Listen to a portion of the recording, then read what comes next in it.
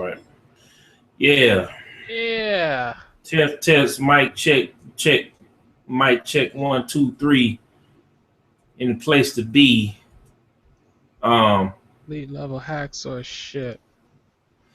So just getting a little test in before we get started. This is the Beatz and Bitz podcast, episode number 21. Best worst weekend. We're gonna tell y'all why. It's a lot of good stuff that happened, but it was one big bad thing that just happened before we went live. What was I finna say?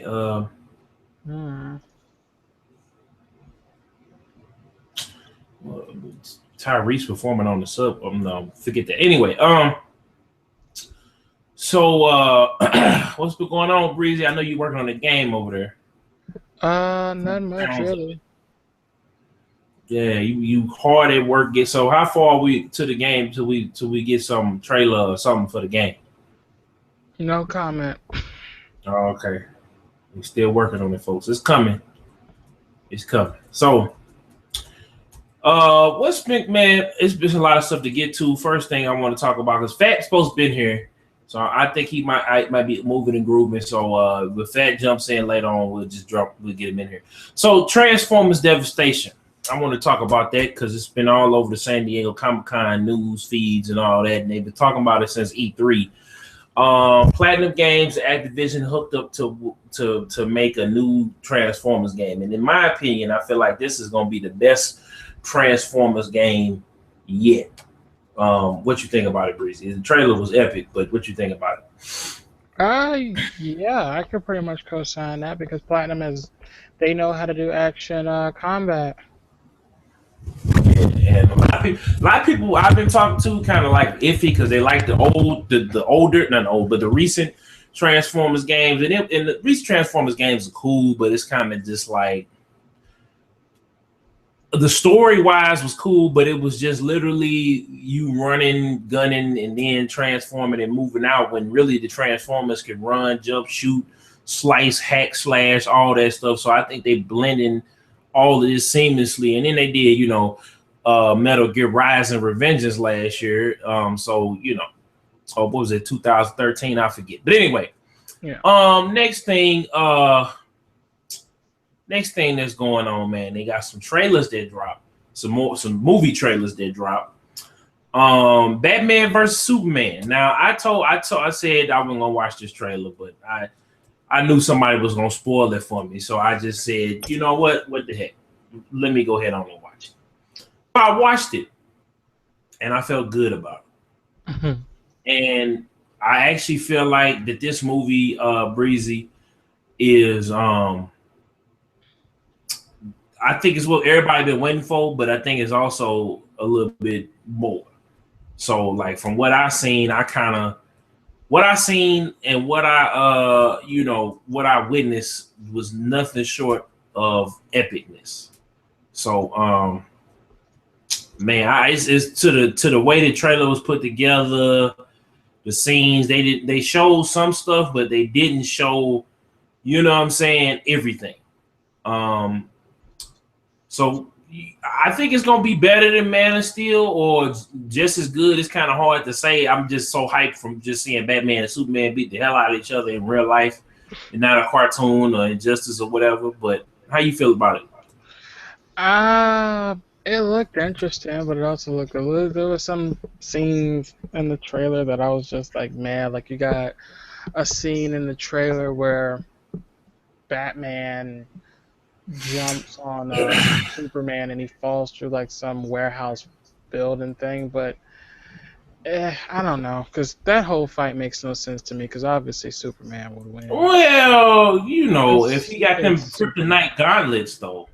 Even if he had the gauntlets. Because that whole suit is basically a kryptonite piece of kryptonite. Yeah, I mean, he get decked in the face, but you got to think Superman will never fight nobody. Like, if he knows they're weak, he'll bring himself down. This is the way they write him, you know what I'm saying? But in literal sense, we know he would dust. You know what I'm saying? But he always fights people. He always fights people with like at their A level. handicap. Yeah. So you got a little echo in the back, please. My bad. But yeah, man. I just felt like the trailer did a lot of foreshadowing and a lot of left a lot to the imagination. So moving on to the Deadpool trailer.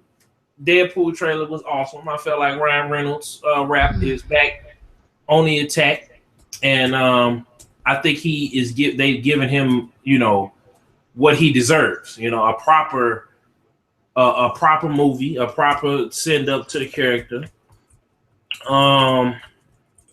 Yeah, and I thought that was pretty beast. What you think about that Deadpool trailer, please? I thought it was hilarious. I can't wait for the non bootleg. We recorded this on our cell phone version. Yeah. I mean, but that's all we got to work with. You know what I'm saying? When it's Comic-Con, because I actually wish after they show it at Comic-Con, they would just drop it on the internet. Yeah, that like would be you know nice. what I'm saying? Like, because they want to keep it all like the Batman Superman trailer that they showed last year. They wanted everybody to go to the movie theater to watch a trailer for basically just watch a trailer. It wasn't nothing but trailer and behind the scenes stuff I heard. And then these posters. You know what I'm saying? I've been showing these off. But I got them. Shout out to Star Clipper. You know what I'm saying? I didn't have to go and waste my time, money, and gas to get down. You know what I'm saying? To go see a 1 minute really trailer. Yeah. So what else didn't happen? Then they had the X-Men Apocalypse trailer, which nobody has the whole thing. You know what I'm saying? The whole trailer yet. It's not out there. Now, I don't know why they haven't dropped this trailer yet. They should. I mean, it's a trailer. Like, we're gonna watch it, and I just don't understand why everybody else dropped the trailer. Star Wars dropped the trailer. Batman, everybody's dropped the trailer, and they did I forgot to put Suicide Squad in there. That was a pretty cool trailer. But we're gonna get back to that next. Anyway, yeah. So it was just like they showed somebody did a little Instagram video, and that was pretty cool. But I think they probably got their phone taken right after that because you don't see nothing else. So yeah. I think you know what I'm saying. So I think they probably just said, "Yo, I cut my phone, trying to cut my phone off, something like that." So they didn't search the phone, and yeah, I was kind of like, dude, this, it looked pretty dope from the 16 seconds that we saw it.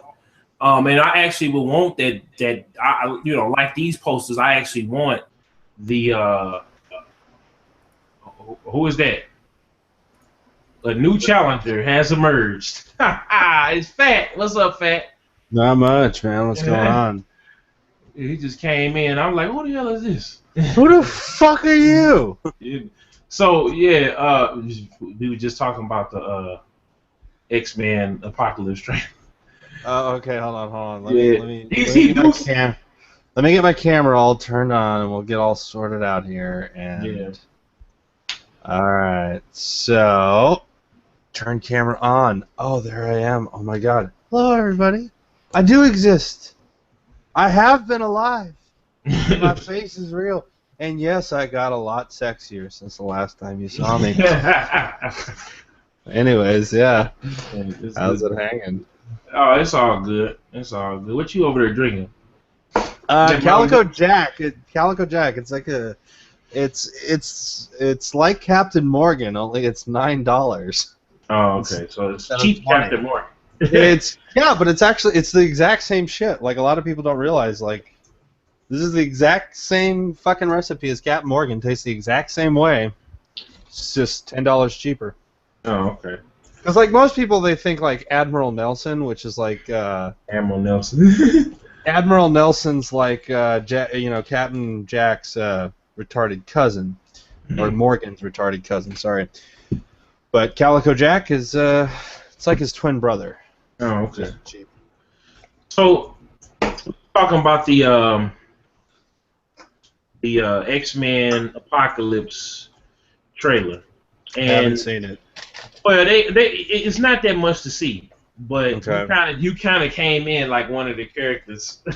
What they say in the trailer, like some. Basically, we was talking about these San Diego Comic-Con trailers. We talked about Transformers. What's the new game? Transformers Devastation, and then we talked about Batman v Superman. Have you seen that one? No, I've seen the Batman versus Superman trailer. Who's we? Like? Me Is there and anyone Breezy. else? Where's Breezy? Breezy's right here. Oh my god! Oh my god! Yes. I was like, who's that shark? I thought that was DJKillzown. I was like, oh, hey. No. Yeah, so we was having a discussion about the whole X-Men trailer being like neither Fox or DC decided to drop the Suicide Squad trailer or the full X-Men Apocalypse trailer. And it's just like they know people are going to record these on their cell phones and then you know what I'm saying, upload them to YouTube later for them to go take down. So why don't they just drop the trailer as soon as as soon as they privately show it. Yeah, drop it and let everybody else see it. It's called generating buzz. We work with the same thing in a bar. If you can't sell a beer, you put a mystery tab on it, and suddenly everyone's like, "Oh my god, what is this? What is that beer? Oh my god, I must know what it is. Is that a mystery beer? Okay, yeah, I'll take the mystery beer." You know, and in the reality, it's like, okay, so it's a trailer for a new Batman or a new X-Men film, but it was recorded on a cell phone, and it was the guy. You know, he likes doing it because he gets all the views and all the likes from being the first one to upload this shit. And the companies like it because, you know, first off, they have to take it down because it's like we're not ready to do that. But they love it in the sense that, like, oh, hey, we privately showed it. We're going to start generating buzz for it. And, I mean, we all know how the game works. And usually these people, they get it taken down, and then, like, 2 days later it's released anyway. So it doesn't really matter. But, yeah, like I said, it's just called generating buzz, and that's exactly what was happening with the Star Wars trailer, and, you know. You don't show a lot, but you give enough to whet the appetite with the same but familiar setting. So from there, we have what is this other trailer? The Suicide Squad trailer, which I saw, which everybody's going up on a Tuesday about. That trailer was pretty dope in the sense that we got to see everybody and everything. It was a full trailer. They've been shooting it for a few months before they announced it and showed everybody off. And you know, it looks pretty good. The new Joker, everybody, I think that he, you know what I'm saying? The new Joker looks dope. Everybody was hating on him, but I think Jared Leto's going to be a good Joker. I think Will Smith is going to be a good Deadshot. And how do y'all feel? I mean, Suicide Squad, I don't even know what you're talking about at that point, dude. Sorry. Suicide Squad is basically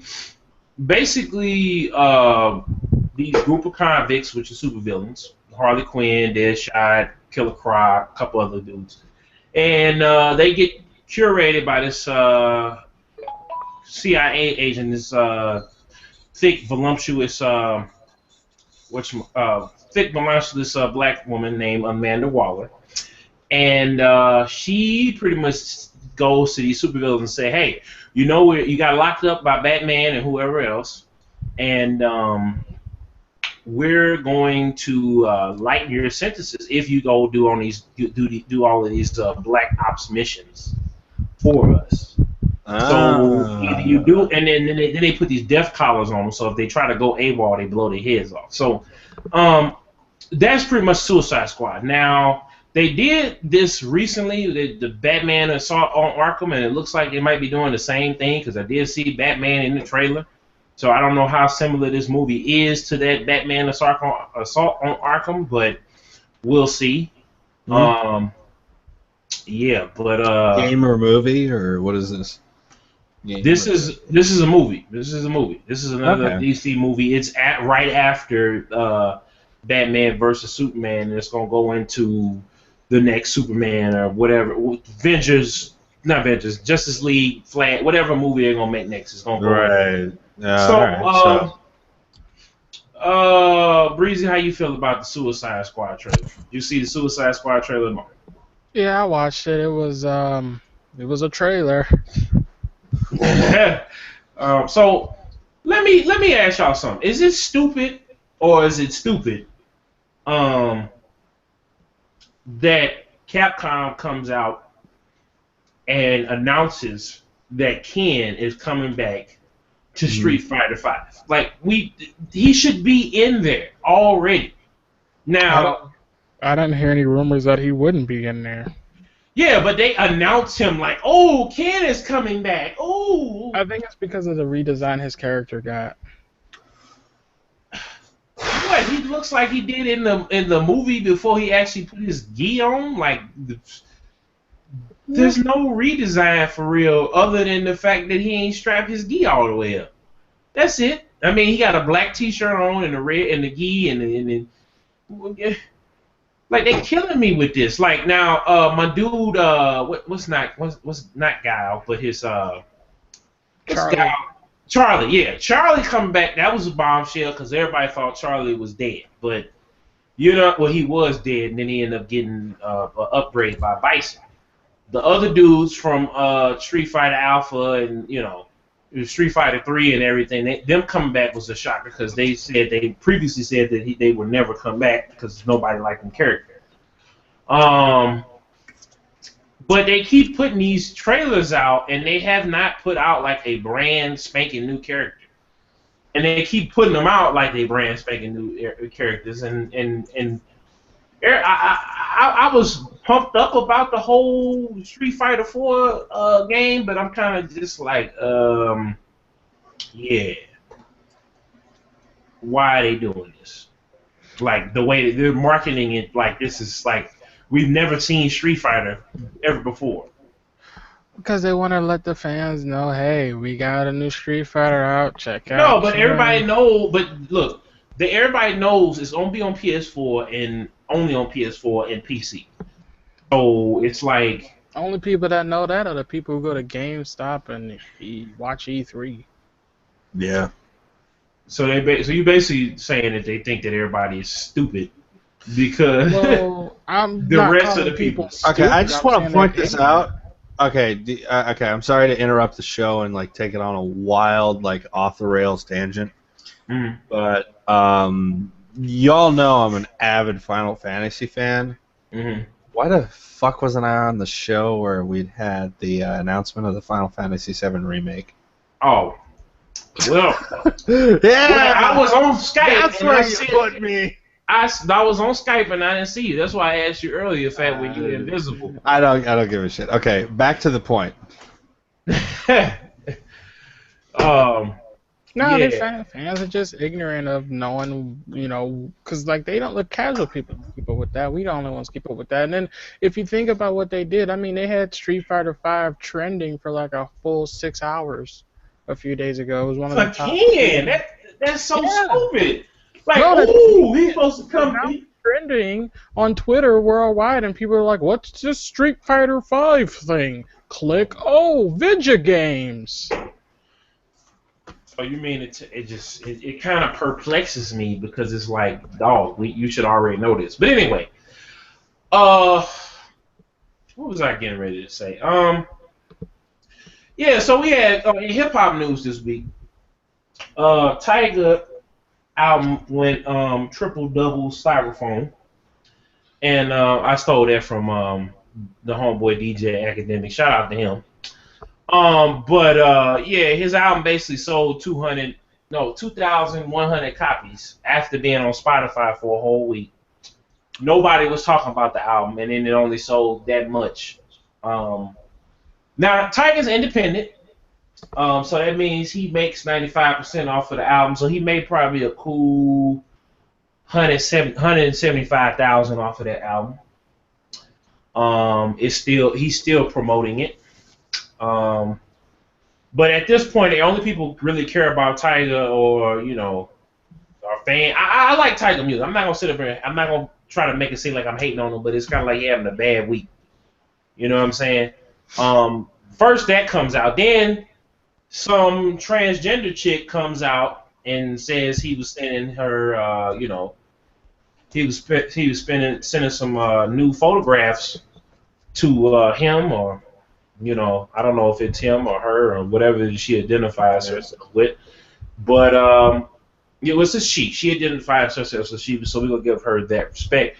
So then she goes on a tangent talking about how two people are in love or whatever the hell, and he gets on Instagram like he always does when somebody calls him out or something like that, because we've seen this with when he tagged the game or whatever in his little dirt beef. You know what I'm saying? Like this is WWE or something. But Breezy always says the rap game is like WWE.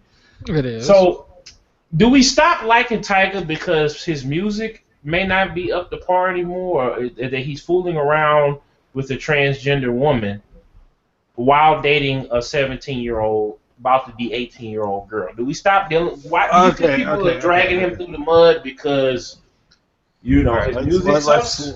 Okay. So let's start from the top here. I'm gonna just lay out my opinions. All right. So if you're gonna stop liking a guy, stop liking him because he's a pedophile and because his music sucks. Don't hate on him because he sent his dick to a transgender woman. Like there's no like, I mean, come on, like seriously, like the hate there is, it's just like like let him go with it. Like I don't give a fuck if your music's good, dude. If your music's good and you want to go suck on some nipple and blow a guy at the same time, I don't care. I don't give a shit, man. You make great music. But if your music sucks, your music sucks. Now, from what I talked about this earlier when DJ first invited me to the show, was like he said it was like only 2,100 copies sold, and I was like, well, if you don't market yourself, you're not gonna sell it. Now, the fact that he's dating a 17-year-old girl, which is again news, which is Kim Kardashian's little sister, so I don't care who it is. It's just like, well, the internet's care. How old is he? He's 25. She's no. Just wait a minute, hold on. So are we gonna be cool with this when she turns 18 in a couple of weeks? Of course, everybody gonna be cool with it. Everybody cool with it, but it doesn't change the fact. It's like, dude, come on. It does change the fact. People are like, oh yeah, no, you can't date her when she's 17. 24 hours later, okay, it's fine now. She's 18. Okay, no. Okay, no. All right. Listen, no. I don't like. I'm not saying that his name's being like. In my opinion, once you're 16, I go by the state of Nevada's rules. Is like once you're 16, you kind of know what the fuck you're doing. I would never touch a girl who's below the age of fucking 20, mainly because that's just weird. But if he wants to date a 17-year-old, fine. But dude, that's kind of pedophilic. You're 25 years old. No, dude. Well, no. This is what he's saying. No. Even if she was 18 or 19, it's like. It's not even pedophilic as much as dude, get someone who's a little more mature. Do you really want it? He went from a stripper. If you want to blame a stripper, why are we putting the blame just on him? I mean, Kylie made the decision to date him as well. No. I mean, it's her fault too, but she's also a fucking dumb bitch. I mean, obviously. But so she can be a dumb bitch because she's 17 and he can't be a stupid dude because he's 25? He's fine being a stupid dude. I don't give a shit about that. You're fine doing that. I'm just excuses for her and saying he should be more responsible, so he shouldn't be dating her. Because he's been around longer, duh. But that doesn't mean that he's smarter because he's been around longer. If you were a 25-year-old girl, I'd be like, okay, what the fuck are you doing dating a 17-year-old boy? What is wrong with you? It doesn't matter what sex you are. It's just the older person would have more. If he was a dude, we wouldn't even if the roles were reversed and Tyga was 17 and Kylie was 25. Nobody would be saying shit. No, he'd be. If anything, he'd be fist bumping fucking Tyga, saying he's the fucking man. He gonna be he macking on the Kardashian. He macking. Okay, well, so that's just a fucked up part of most of our society. Of course, I would still be like, what the fuck is wrong with her? Why the hell is she doing that? it's one thing to like date someone who's younger than you. Like I don't really care about that, but like it's another thing to like you're not mentally mature until you're about like the age of 22, and even then you're still not that like. Trust me, I've learned from hard experience in life. I've learned the very hard way. You're not really that mature until much later in life, so you should probably like I don't know, just always shoot for someone who's like a little bit older than you or a little bit younger than you, even the same age, but don't go too far. Like even the rule, what was it? Like divide your age by half and then add 7. Like even that, don't do that. Like, yeah, I mean, I feel like he's doing what he's getting ready to come out with a. They broke up apparently, but they're actually still doing a reality. See what I mean? Like she's fucking 17 years old, of course. Oh my God, you looked at another girl's ass. I'm breaking up with you. Like, okay. But how many people we know are adults that do that? Oh, yeah, I know. We know a lot of people who are fucking immature. I think they're gonna still stay together because he's still, you know what? He went from a stripper, right? He had a baby by a stripper. He was engaged to a stripper, and then he went and got with her because for his brand. Like I said, at the end of the day, I don't really give a shit about like your personal life. Like, if your music's hot, I'm with you, fam. Yeah. We just talking about it on the sake of because of all this more ambiguity that's been ambiguity that's been going on. And the next topic, which we getting ready. So Bill Cosby. Okay. Ooh, wee. So now Bill Cosby things when they're risky. So he admitted in a disposition video that he bought some drugs for some girls that he was gonna get them, and and on CNN they said young white women. So he bought some Quaaludes. Now I'm gonna just say this: they didn't say that he was convicted of rape, but at this point, now they're going up getting old Larry King videos and episode of the Cosby Show with his barbecue sauce. They telling his jokes from when he was talking about Spanish flies and decoding them, breaking it down. He basically pushed the narrative that he raped these women, which we don't know. We don't know. I mean, like, and I'm trying to figure out because they supposedly asked Hugh Hefner about 6 months ago for his tapes. His security tapes, because he supposedly raped one of these women that came forward in the Playboy Mansion. Who got into the Playboy Mansion. So how the fuck did a 17-year-old get in the Playboy Mansion? Oh, yeah. And all right. So and the tape never came up, because I'm sure it's a little back room where the security dude probably sleeps, where they got all these tapes. All he has to go through is open the drawer that says 70 or 80 something, and go and find the day that she said, and then pop that VHS tape in and let her rip. Shit, that'd be Betamax way back then. Yeah, pop the Betamax in the little console and let it rip. Okay, so what you're asking is what is my opinion on it?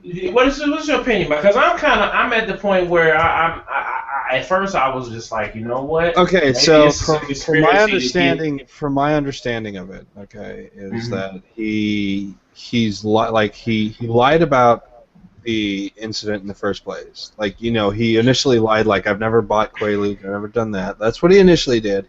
And then, a judge finally saw his disposition in a previous, I guess earlier, and that's when it was published. And, he admitted to getting Quaaludes. So maybe, like, the probability of doubt is there. Like, we don't know because, obviously the evidence is lacking and stuff like that. And it's not even the whole deposition. It's only his segment. It's his segment. And, I mean, the fact that it's like, well, you bought Quaaludes, like, well, what did you do with the Quaaludes? Like, I mean, at the end of the day, as far as I'm fucking concerned, I don't even care. Because it's like, until Bill Cosby, until, like, if I'm on the jury and I see, like, okay, here's the evidence, like, that proves his guilt or innocence, that's where I'm concerned. I don't give a fuck what the media says about it, because it's like, as far as I'm concerned, the media is full of shit. The media was hounding Michael Jackson as if he were some pedophile, which in the end, we all know he wasn't. We all fucking know he wasn't in the end. It's been more than proven that he did not do what everyone what everyone back then was claiming he did. The evidence stands. And so, just like I don't buy into bullshit. It's just like, for me, it's like he bought Quaaludes with the intention of drugging some girls and fucking them. And the fact that he's lied before about it kind of points to the fact that he probably did it. But at the end of the day... That's not true. He didn't buy them with the intention of drugging women. He bought the drugs... For the girls. For the girls. Okay. Yeah, it's almost like... Because you see this happen all the time. This is what I was talking about. Not defending him, but I see like a lot of people... Well, I see a lot of people... I let the evidence speak for itself because I cannot pass judgment until, like I said... Because I've been guilty of passing judgment before prior to actual conviction, and it always backfires in your face, and when it does, it's bullshit. Well, I'm just gonna say this because let's say if this case it's past the statute of limitations, but if this case was to go out and say these chicks get civil restitution for what Mr. Cosby did or didn't do. Now it opens the door for anybody out there that gets, say if I'm a person, I mean not a person, but say if a person I met reading Rambo once and he looked at my ass wrong, so for rape. No, I'm saying like if people get some drugs.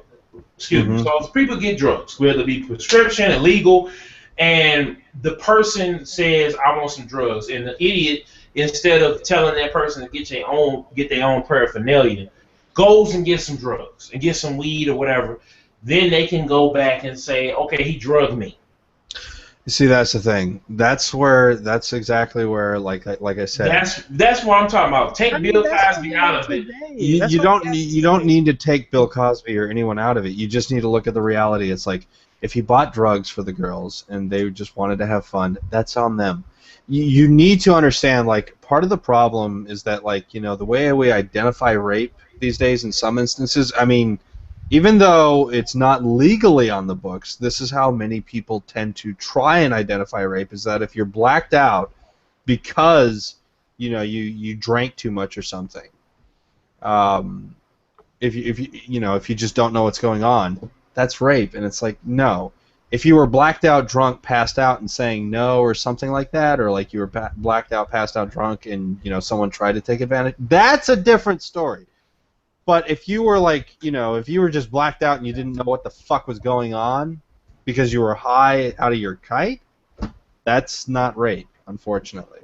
That's just not the way reality works. Like, it sucks that you made a terrible decision, but guess what? The decision was on you. You were like, hey, Bill Cosby, hey, can you buy some Quaaludes? That's on you. That's what they were doing back in the 70s and the 80s and even the early 90s. It was people literally getting... We have a fucking movie where that glorifies that. Get the fucking lewds. The Wolf of Wall Street? Yeah. So I mean, sniffing cocaine off the hooker's ass, yo. Like this is nothing new. People still do it today. I mean, that's a common thing in Hollywood of people partying and they don't want to. The reason why it's such a fucking witch hunt over this is because it's Bill Cosby. It's the guy who grew up interviewing children about the stupid shit they say, and it's like, you know what, man?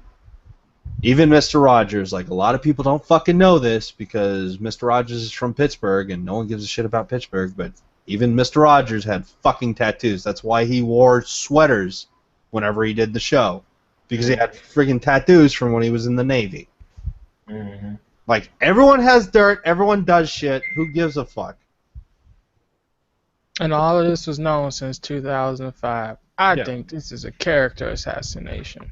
Yeah, I feel like when he said that he was going to do that new black network that was going to basically rival BT, that was going to show positive, images of black folks, the diversity. I heard that they were going to have Empire on there. They were going to have the follow-up to Cosby Show in a Different World on there. Some Tyler Perry stuff was going to be on there. No Tyler Perry stuff. Well, they had a meeting, and apparently because they had this thing, I thought that I saw that Tyler Perry was talking to Bill Cosby, and they said something celebrating soon, or some you know how they drop little hints or whatever. Because Bill was looking to buy NBC. Well, that's what I'm saying. So whenever a person that's black and comes out and says they're gonna do something more, like something always happens to them. Something always when you got a black person that says something either happens to them, or they back up, or they retract statements, or they fall back, and they get scared because I guess they pissed off somebody, or somebody up there at the network did not want Bill Cosby to make this move. And like you said, Fat, everybody has dirt, and that's why I'm kind of like going into this next story we're gonna talk about. I kind of feel like people that are black and that are successful really should take cues from people like Kendrick Lamar, Common, people that you don't normally hear, that are very, very Prince. That's a better example. That are very, very, very secluded in their lifestyle. They're able to make the power moves that they make because they don't stay in the spotlight all the time. They're able to do things, and they don't announce. They just do it. And they're not doing anything really to forward anything. Are you talking? I would say Prince actually, inspired a lot of people when he left Sony. When I say they're doing anything, I'm talking about what are they doing actively to empower. Common, and Ryan Fest and Kanye spearheaded the movement in Chicago. See, that doesn't do anything. It doesn't do anything. No. Let me say this: they got with Farrakhan, and they in the Global Action News Network. They've been trying to get the murders in Chicago down. They ain't got all the big people in the city to kind of squash their beefs and set an example, as well as going to the community. And Kanye helped Ryan Fest teach at a school where they help at-risk youth. They're trying to get 2 or 3 other different school districts right now. So they're making progress, but it's not moving fast enough of the bodies that's dropping. It's nice, but it's not going to solve anything. Well, I mean, everything is going to come. We talked about this on and off air before. I would say slow progress is better than no progress, because you got and you don't Absolutely. you don't always hear about it. Like here in St. Louis, with all the stuff that happened in Ferguson, they got a tech program that's in Ferguson. They get ready to have a job fair next Saturday in Ferguson, over 1,000 jobs, and they already been posting up they're gonna have the people that they've posted up these jobs on the website. They've been posting them up and hiring people already in the area. What type of tech, though? Are we talking this is teaching how to or something where you need to have certification and training? No. This is like a free after-school summer camp type deal where the kids go, or even adults can go and sign up and learn how to use a computer, learn how to program, things of that nature. You got different charities and stuff in the community trying to raise money to buy land, buy businesses, start influencing political parties and political advocates and people that could be running in the next couple of years, trying to get that ball rolling. So, I mean, the same thing is happening in Chicago, and it's now happening in Baltimore with all the crap that, it sucks that it takes a lot of tragedy to get stuff rolling. But I feel like it wouldn't take tragedy or complaints for heard and taken care of. But. Well, it's a whole. But this is the thing: we got people killing each other at an alarming rate over petty stuff. But why is that? Well, I mean, we know why that is. But you would think after everything that has happened, Breezy, that people would start taking responsibility. We know why drugs. I would say people are taking responsibility, but no, I'm talking about taking the responsibility not to go look Craig and Big Brody, or Tyrone and Big Brody. Let's just keep it 100. They just had they fight. For people to stop doing ignorant dumb shit, like for people to just wake up and say, okay, what do we gain by killing this other person? What do we gain about robbing this other person? Nothing, because we still after that pack run out, or after that blood drive, and they get the boo-hoo, and then the people gonna want vengeance. They gonna want retaliation. They gonna do, and it just goes back and forth and back and forth. And I feel like, but it goes back to why is it happening? But this is the thing about, we know why it's happening, Breezy. Just come on, we know why it's happening. We know why it's happening. We know we had people. So what that is were in it? position to why is it happening? But we know. No. You know. I don't know. Okay. Now, please tell me. We had people that were in position of power that abused their power, mainly like folks like Reagan.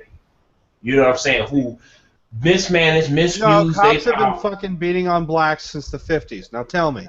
They've been beating on blacks since before. Racism. It's been racism. There we go. Yeah. We have racism inherently built into the system. There we go. And they're products of their environment.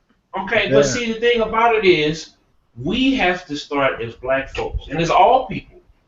If we are in an impoverished neighborhood, we're in an impoverished situation. Yeah, we may have been dropped into this impoverished situation, but we got to start thinking smarter. We got to start taking the sacrifices and working 9 to 5, because there's no money to be had in the dope game no more. Because every time you walk outside, there's a camera on every corner. Now, you got Google. Everybody's cell phones is basically wide open. There was never really much profit to making money in the dope game. Selling drugs on the street corner, yeah, you might get rich, but you're also probably going to get caught in the long run. Or killed. So it's just like but I mean, back then you didn't have as much surveillance as you did. Okay, yeah. So Big Brother's a lot more prevalent now than he was back then. Yes, but that's what I'm saying. So my whole point of it is, the people who were making big money. More importantly, though, my question is, why the fuck is it such a crime to sell weed on a street corner, and why the fuck is that 90% of our fucking prison system is composed of blacks, or Mexicans? Why is that? Like, that's where my attention focused. Yeah, that's what I'm saying. On weed charges, like, I'm sorry, but like, it's like there's no money in the dope game, and we got to take the 9 to 5. But at the same time, it's like, you know what? These are victimless crimes that many people were in prison for. And because they were in prison for it and put in a system which, literally, if you've ever been in a prison cell for more than 24 hours, you would understand, makes you fucking crazy. Like, no wonder there's so many, these offenders, these black offenders from South Central. We sent them in when they got charged with the weed offense, and they came out really hardened. Because you're fucking crazy and you get fucked up in there. And so you come back out and you're expected to readapt to a society after spending 6 months in a fucking...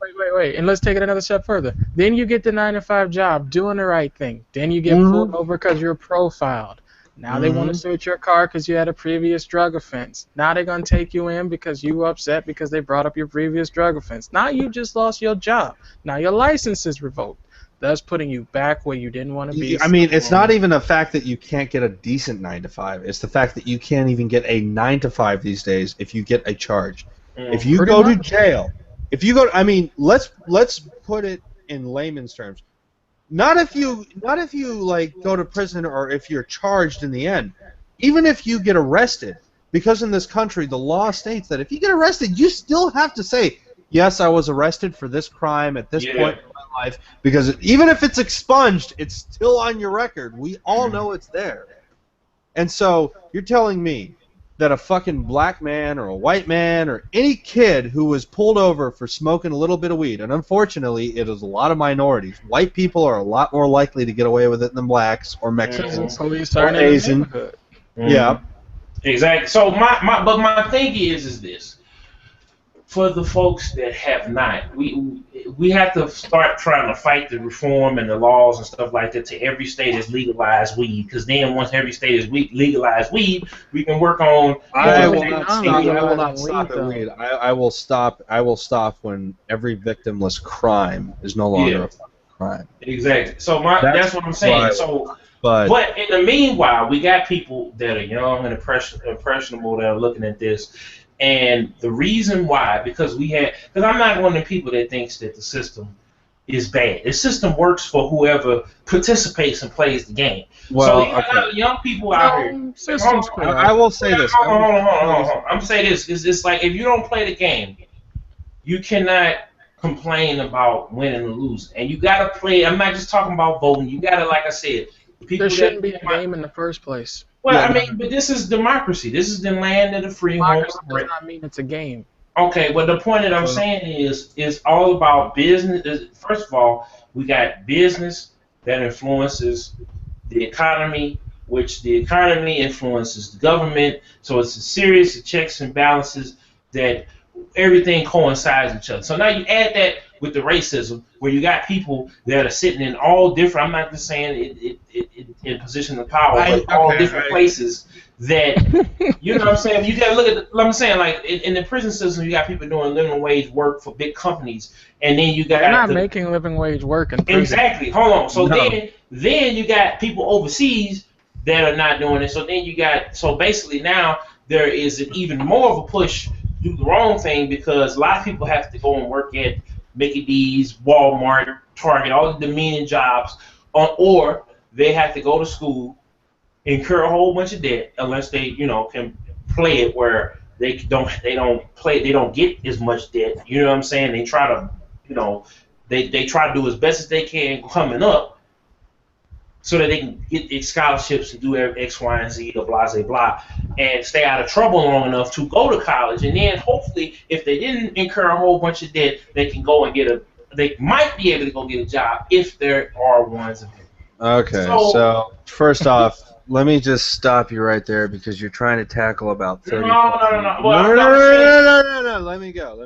Go ahead, Fed. Go ahead. You're trying to tackle like 30 million things at once. Okay, so first off, let's start with the reality that, as it is, most white people in today's society do not represent how cops generally act, how a lot of, I'm just going to say it, redneck Americans, often on the Republican side of things, act.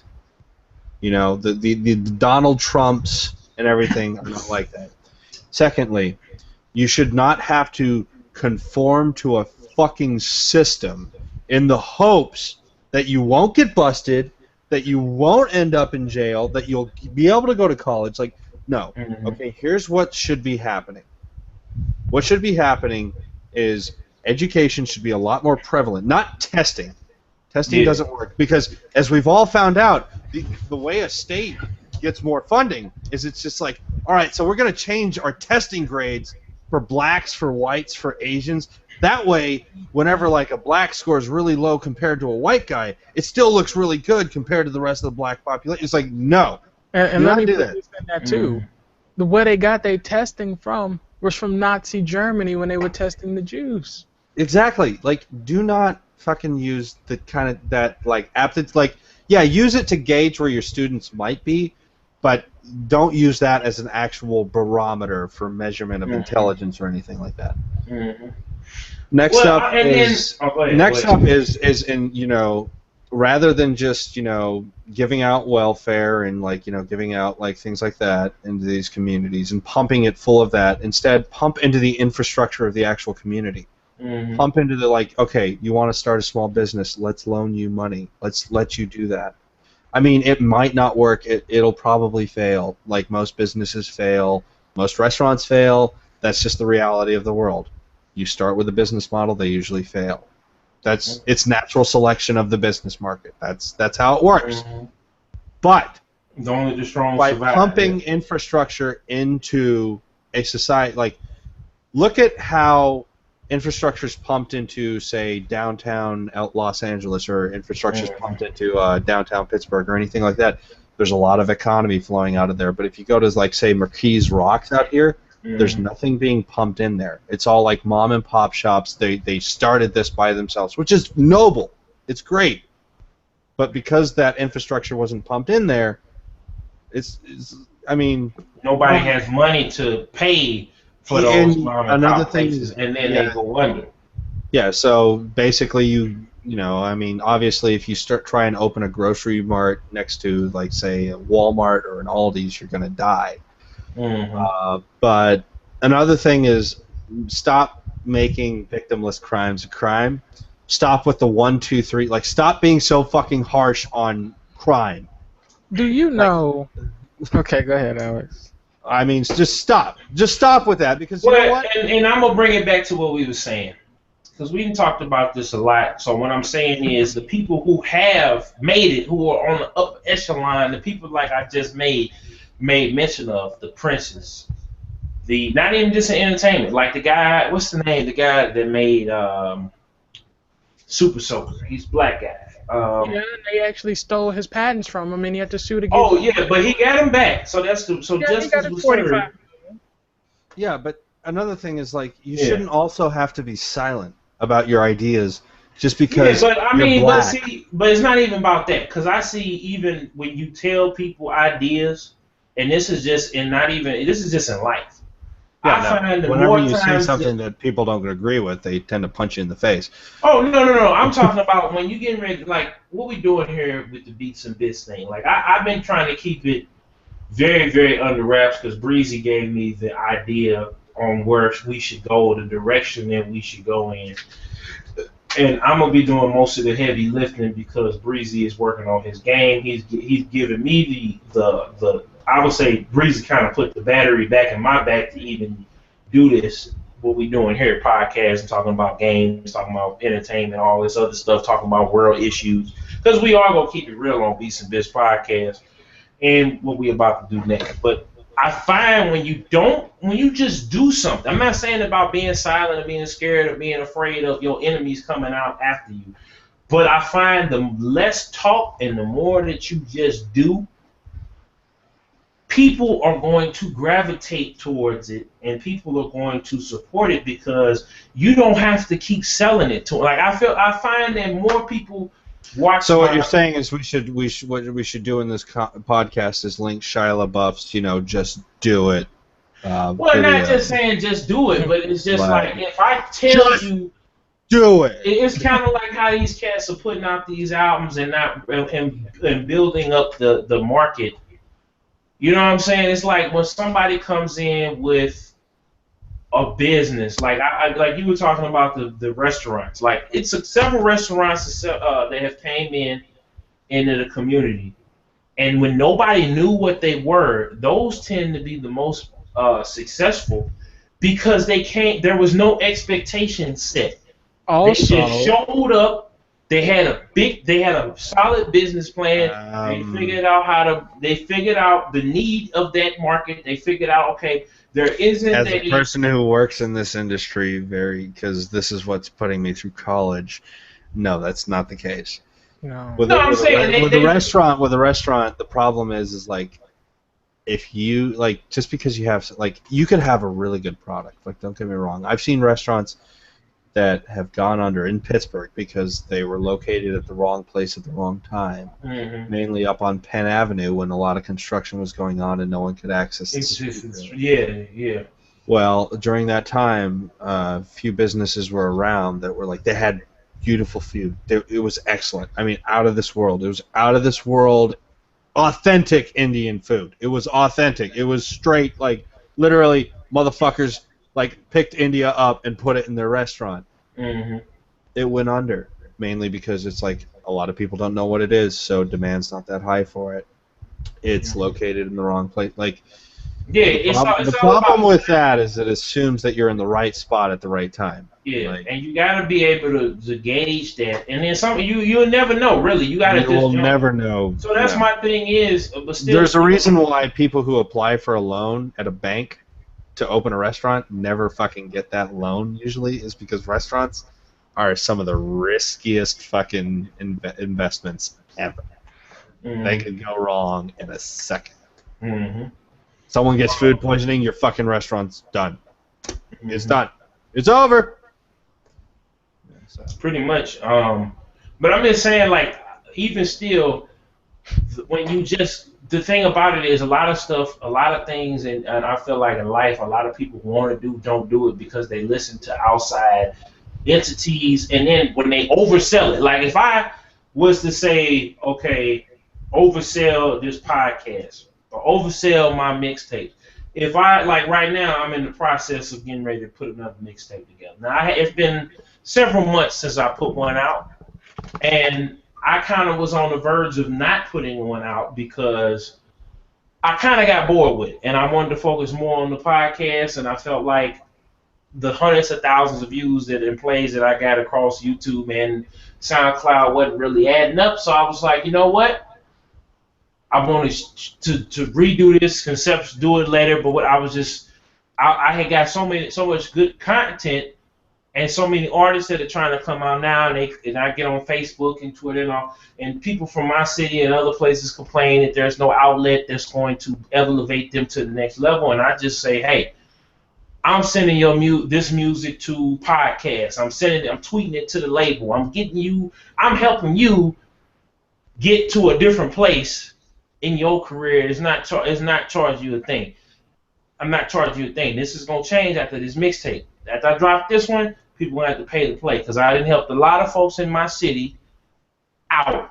You know what I'm saying? And certain people have acknowledged it, certain people haven't acknowledged it. Oh well, but after this is why I call it the last favor. The next Target Practice mixtape is called the last favor because I'm gonna have to start charging folks because it's about that time. It's about time for me to start going out here doing events, start working on the website even more. But I'm not going in detail. You know what I'm saying? The title says everything that I need to say. I made a status about it, but I don't keep on telling you, oh man, this is gonna be the best mixtape of all time, and you know what I'm saying? I'm not gonna sit up here and tell you my entire plan. Like what this is the difference between a person like Prince and Bill Cosby. Bill Cosby tells everybody everything he's getting ready to do before he does. And there's nothing wrong with that. Well, I mean, but when you're a person in power, you kind of need to just tone it down just a little bit because no, you don't. If you don't, well, I'm saying that you got a lot, but a person like that got a lot of enemies. Kanye got a lot of enemies. Prince, yeah, but you know what? I will say this about Kanye. I'm just gonna fucking say it. I'm gonna get a lot of hate for it, but he needs to stop fucking singing, and he just needs to like do poetry for his life. That's it. He's a great poet, but he just shut the fuck up when you're singing. You suck. I'm annoyed by your voice all the time when you try and sing. But if you were to like come out and just like do some poetry, I'd be fucking astounded by it. Yeah, a lot of what you say is great, but you suck. See, the thing I see with that is, again, Kanye, when he dropped that last album, he just dropped it. He didn't care. No, straight from the get-go, I'm just like, shut the fuck up, please. Yeah, your flow isn't that great, so you're not that great of a rapper. You'll never be a Tupac, but you're a great poet, so you should probably stick to that. Well, I'm just saying, again... Unfortunately, poetry doesn't sell, so... Well, again, I'm just saying, as far as a person like that, he is so polar. Whatever people bring up Kanye is either you love him or you hate him. Well, people hate him for multiple reasons. I mean, the first time he was on TV, he said George Bush didn't care about black people. And he don't. And then he interrupted Taylor Swift, which is when everybody started fucking hating him. Oh, yeah, because see, that's the thing about it. Breakfast Club saying Nike doesn't want to do a deal with him. Then he started wearing the Confederate flag and saying he was going to make it popular.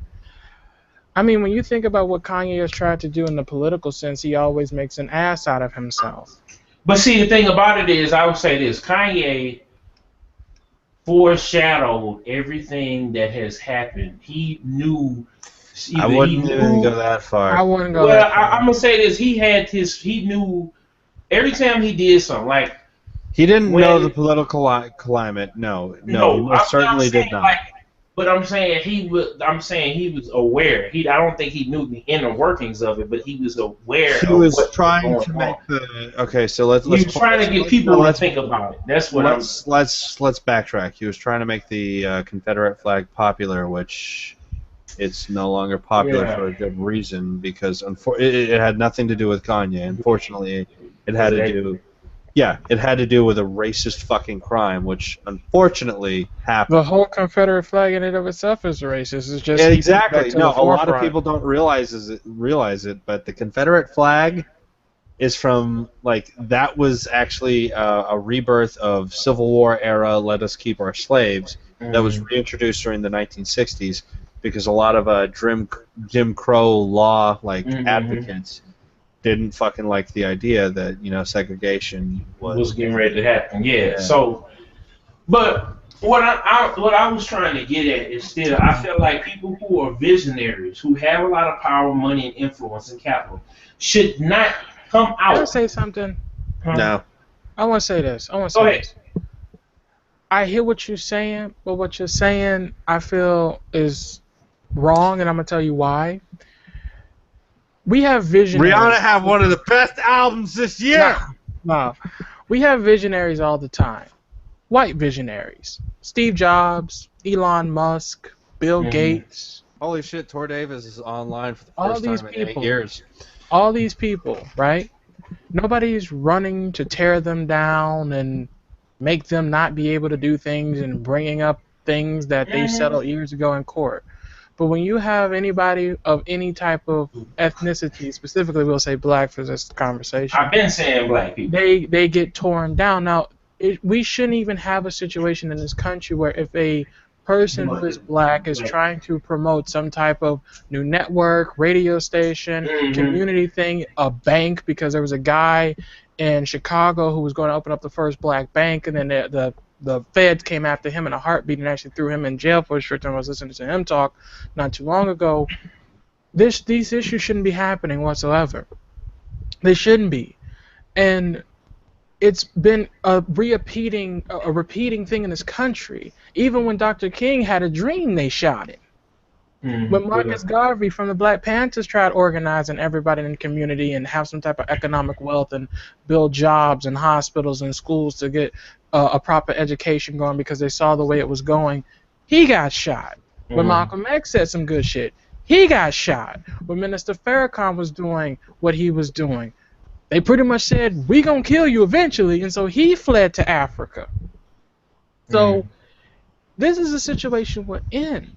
I mean, to a certain extent, I believe you. Yeah, if we're going to do some stuff, we shouldn't be telling a lot of people in the forefront, but it's going to come out. They're watching everybody.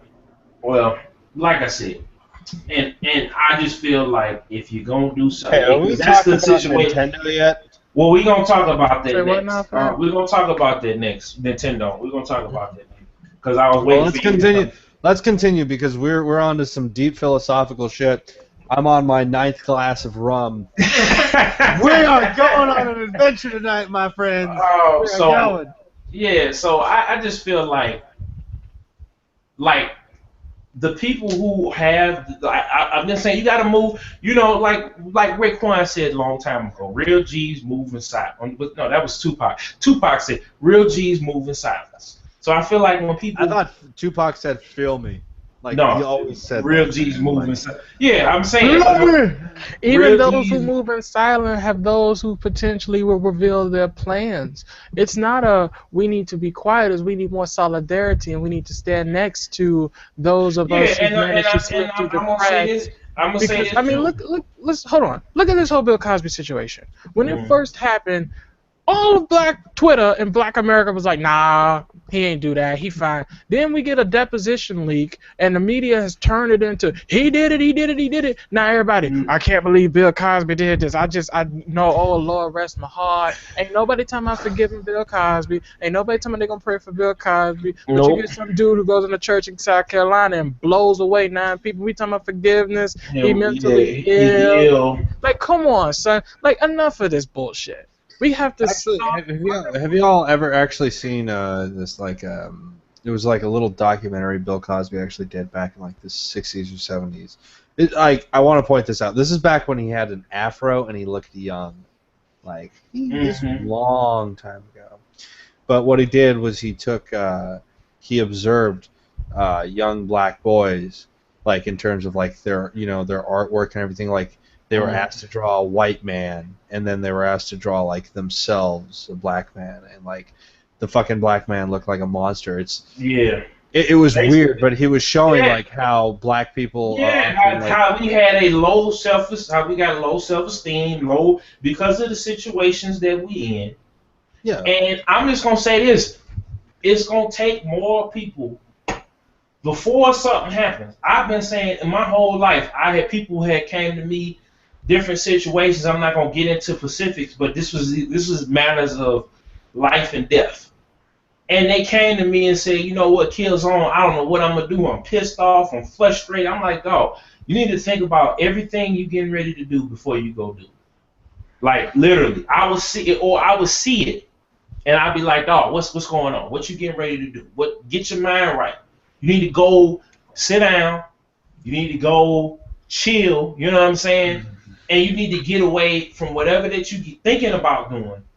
And you need to go, and you just need to just chill out, my dude. Well, part of it is you do need to get out. Like, unfortunately, I have to say this. Like, we have to remove the black community from the environment that they're normally. I'm not even saying. I'm talking about. I am saying that because, like, I have been like I lived in the ghetto most of my life, and I was really like I was fucked up for the longest time. But I moved out of it. I got out of all that shit. I got out of all that fucking horrid area of a life. I moved out of it. And I got to tell you, like, 5 months away from it, I started to change. I started to, like, I became more like suburban, more sociable to suburbanites. Like, things like death, the constant fear of death, the constant fear of, oh, is tonight the night I die, or is tonight the night I get my ass kicked, or is tonight the night I might get mugged? That started to disappear. Like, if you remove someone, like, you would be surprised how just removing someone from an environment for 6 or 7 months changes their fucking mentality dramatically. Yeah, so I'm saying, but I'm also, I think that, and my homeboy, shout out to Tef Poe, he said this on his Instagram video. It's a part of North County, not too far from Ferguson.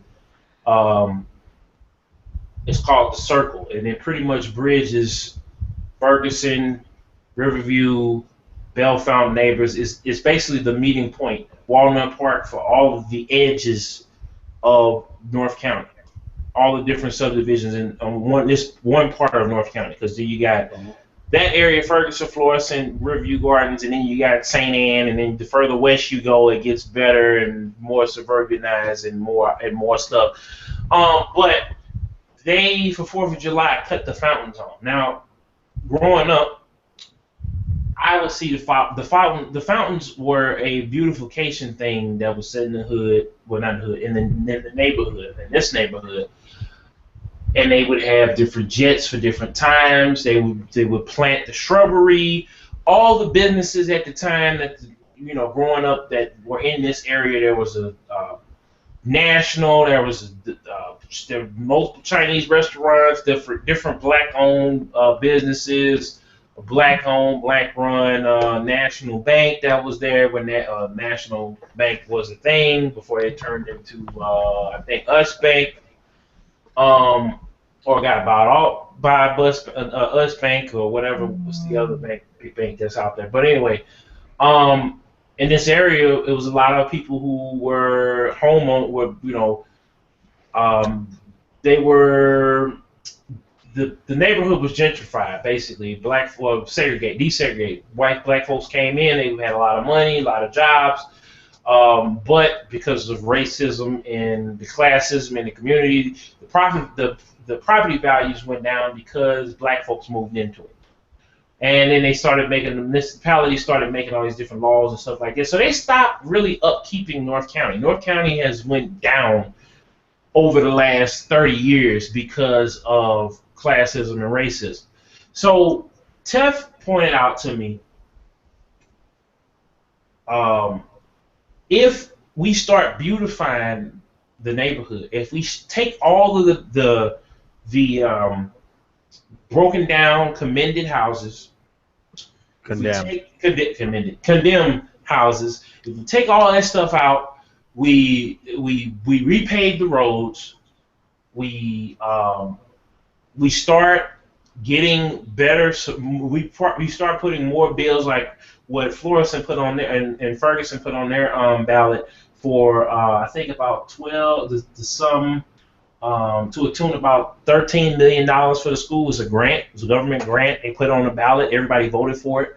So now more money is going to come into the school. If we vote for stuff like that and they make it available, and they and the governor and the mayors sign executive orders to get more money into the school system and the diversity, because I shouldn't have to drive all the way to deep South County to learn about programming when I'm going to pass 40 or 50 different schools on the way there. Public. No, you're absolutely right. I want to jump in here. Okay. And he said, hold on. Okay. No. It's our show. I was going, before I let you finish, Breezy, I'm going to let you finish. But he said, if you beautify the neighborhood, then people will be inspired to do different stuff. If you do what Breezy said, put infrastructure, but not Breezy, Fat said it, he has found upon put infrastructure into it, and you beautify it, people won't have to run away and go off to, flee the Pride Lands and the Elephant Graveyard, which is the hood, to go to the Pride Lands. We wouldn't have to do that all the time if we took the Elephant Graveyard and we made it into the Pride Lands. Okay. But go ahead, Breezy, my bad. The problem with everything, like what you're saying is absolutely true. If you made the neighborhood more beautiful, then, people would have a better outlook. They wouldn't see abandoned apartments and whatnot. It'd also be great if you didn't have the prisons so close to the hood so they can look across the street at what their future is going to be. Exactly. The next thing is, the problem with it is, if you do that, you're still relying on the social structures that is inherently racist towards you. So it's going to fail doing it that way. The money has to be allocated as a group, and it has to be spent amongst the group to hire independent construction companies who are willing to do all of this work, and hiring independent teachers and everything else. Because we have seen it time and time again when it comes to this country and issuing laws and legislations regarding the black community. They get overturned, they get repealed, they don't come through with it. I mean, there's a law right now in the books called benign neglect where they don't talk about black issues. They lump it in with minority issues. So this is why we are so far behind. The Native American community is in the same boat as us. Their unemployment rate's at the same level as us. In fact, Bill McCain just signed a bill taking away 1,000 acres of Native American land so that a company coming out of coming out of Japan, it's either Japan, I think it's a Japanese company or an Arabic company. I don't remember which company. I'm a little confused right now because I'm tired. I got a migraine. But the company is basically going to be drilling and digging on Native American land to get the iron ore and the copper ore from underneath the ground. And they said that they're going to talk with the Native American spokespeople and the organization set up so they can make sure that they preserve everything. And the Native Americans were like, look, everything in that ground is sacred. You can't do this. But they still signed it anyway. We have to have, if not a parallel economy alongside the American economy, we have to build up our own infrastructure. When I mean parallel, let me jump into that. Parallel as in, you have, like Fat said, you have something similar to not full-blown segregation. Not like you can't come here if you're not black, but we have nothing but black businesses that are owned by black folks. I didn't say that. Well, okay. I might have misheard you. But no, either way, you totally did. Okay, well, you could correct me. Go ahead and correct me, and then I'll finish my point. No. You finish your point, and I have a few things to say, rebuttal, and I think after that we ought to move on to Nintendo, because this has been going on for about a good hour and a half. Mm-hmm. Anyway, the money. Okay. No, go ahead. Okay. The money needs to circulate within the community itself. That way it funds more businesses, it can hire more people in that community, and ultimately lower the unemployment rate, which is what you see in the Asian community and the Indian community and the Arabic community and the Hispanic community. Is their money in those communities tend to bounce around from 9 to 15 times. That's why you have places like Little China, Little Mexico, Little India, and all these other states, is because they're building actual communities and funding these communities, and it takes a while for the money to leave out the community and filter back into the greater wide American society. Yep. That's what I'm saying. Yeah. So that's what. Go ahead, Fat. I'm gonna start by saying, segregating and investing in infrastructure of your own community. That was definitely like I didn't mean any form of. In fact, I meant the exact opposite. I meant you want to bring people into your community. Yeah, you want to. But bringing people in hasn't made the situation better. It's made it worse. No. Whoa. Bringing people in, bringing money in, and at the same time, you do want to keep it so that it bounces back and forth. So if that means opening, a Walmart in your area, that sounds like it's not going to help you at all. It sounds like, oh my God, that's going to ruin it. It does. Believe me. No. Look at every area that has opened You know what? I will say this. The reason why is because who's gonna okay? Are you gonna buy a T-shirt that's $20? Yeah. Well, hold on. I'm gonna hold on. Before y'all go in, because I feel like it's gonna be a Fat Breezy epic. I'm gonna tell you why it doesn't help. Why? It doesn't help because they put the Walmart there. And they buy out all the small mom and pop stores in the area. And then you have people working in that Walmart. Walmart is a large corporate entity that does not give a damn about whatever community it doesn't. I'm not going to lie. I'm not going to sit there and lie to you about that. Yeah, well, what Fat is saying, hold on. No, you don't need to correct me. I'll correct myself. No. Let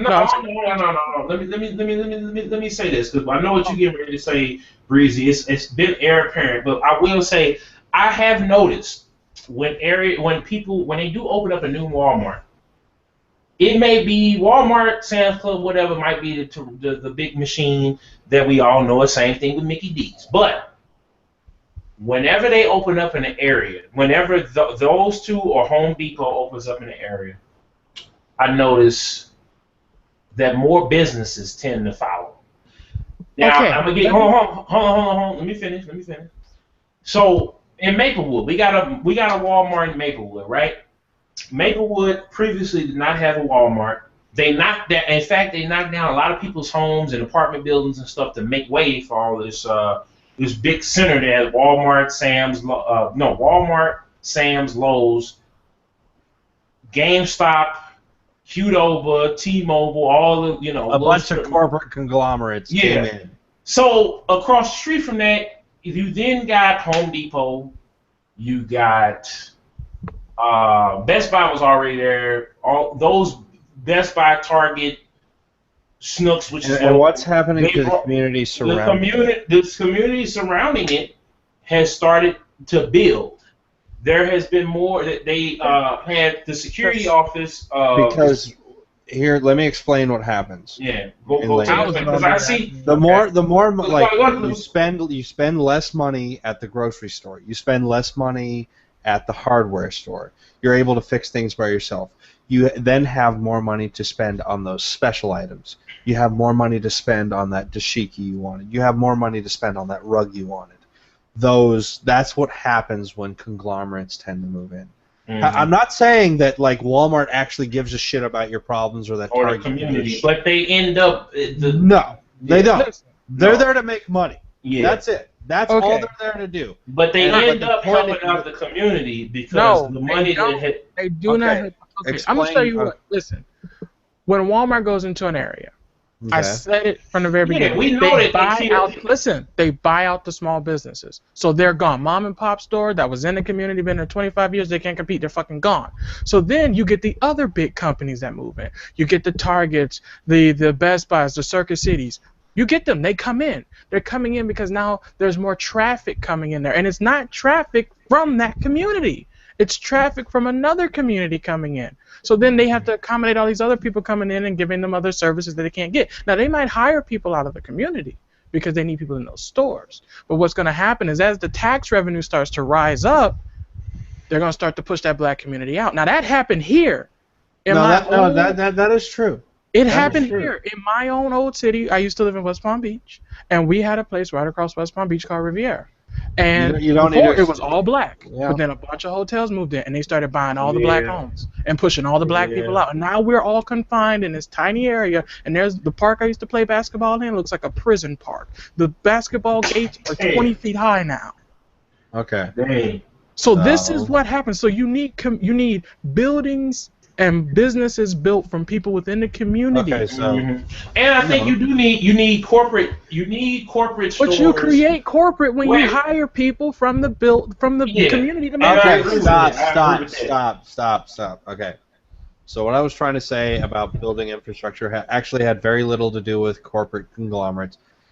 It's true that sometimes corporate conglomerates tend to push people out of a neighborhood, and they do. It's not 10. They do. No. Hold on. It's 50-50 because it's not 50-50. No, it's not. Depending on where they at. Oh my God. They may push people out. But they will push people out. Stop, both of you. Stop. It's not 50-50. It's not. They always do. It tends to be. It's a mix. We don't even have fucking data for it. But it's like here in Pittsburgh, East Liberty. You know, it used to be very centrally black. Now it's starting to be pushed out. But at the same time, Garfield, a community that has been black since the dawn of black. I mean, like, oh damn, it's been black forever, and it's been ghetto forever. It's starting to lift itself up out of that, and that is because yes, not only is there corporatism and giant conglomerates moving in, which of course don't give a fuck about you. I need to point that out. They don't care. There's also community infrastructure being built. There's people investing into their community at the same time. That needs to happen. But at the same time, if you're a poor motherfucker, if you're living off of $300 or $400 a week, you are not shopping at a mom and pop shop. I'm sorry, you're just not. And by having a Walmart 30 minutes away where you have to catch 2 buses to get to does not help you. It doesn't. You're gonna go there no matter what, because even at the end of the day, you ain't got no choice. Yeah. Even if it's way the fuck out of your way, and it takes longer and it ruins your day, it's a lot cheaper, and it will allow you to pay your next bill. Yeah. That's just the reality of the world. But see, that's the reality because there's no one to compete with the size and scope of a Walmart. If the opportunity was there for a community to build its resources and get the loans and do all of the information they need to do, we have segregated. No, dude, we've segregated. We've like look at white communities that have completely gotten rid of there's no Walmart allowed in this town. No Walmart. There are towns in America, like lily white towns, and I'm going to say that because their majority population is white, that have gotten rid of Walmart. Know where they put the Walmart then? They put the Walmart right off 20 miles away! Yes, and people drive 20 miles away to the Walmart, but the home mom and pop stores still get the business. Because sometimes you drive 20 miles away. I drive to the quick stop for a candy bar before I go to Walmart. Okay, you'll buy a fucking candy bar. If I need cigarettes, Black & Miles, gasoline, I don't go way to Sam's Club. I go to the Chevron. I go to the BP. Which is another huge oh my God! Listen. But no, it's about convenience. Listen to what I'm saying though. It is another large conglomerate. You're right. It is. It absolutely is. I'm not denying that. But what I'm saying to you is if the opportunity was presented, if the community had a chance to build its own, we got our own gas company. We got our own Chevron. We got our own Quick Stop. We got our own drilling company. Then guess what? It would build even better, and they wouldn't have to go to the fucking Walmart. But the moment you get Walmart in there, it's going to be like hell getting them out. Okay, so that leads to my point, which I wanted to end this, because I really want us to start talking about Nintendo or something else. This is good. This is good. I know it's good. But I think we're starting to beat a dead horse, and we're never going to come to a conclusion.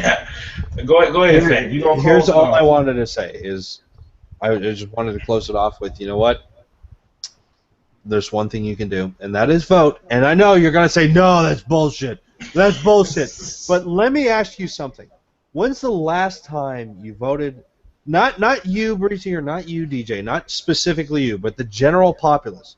When's the last time you took part in an election for a mayor? When's the last time you took part in an election for city council? 2-3 months ago.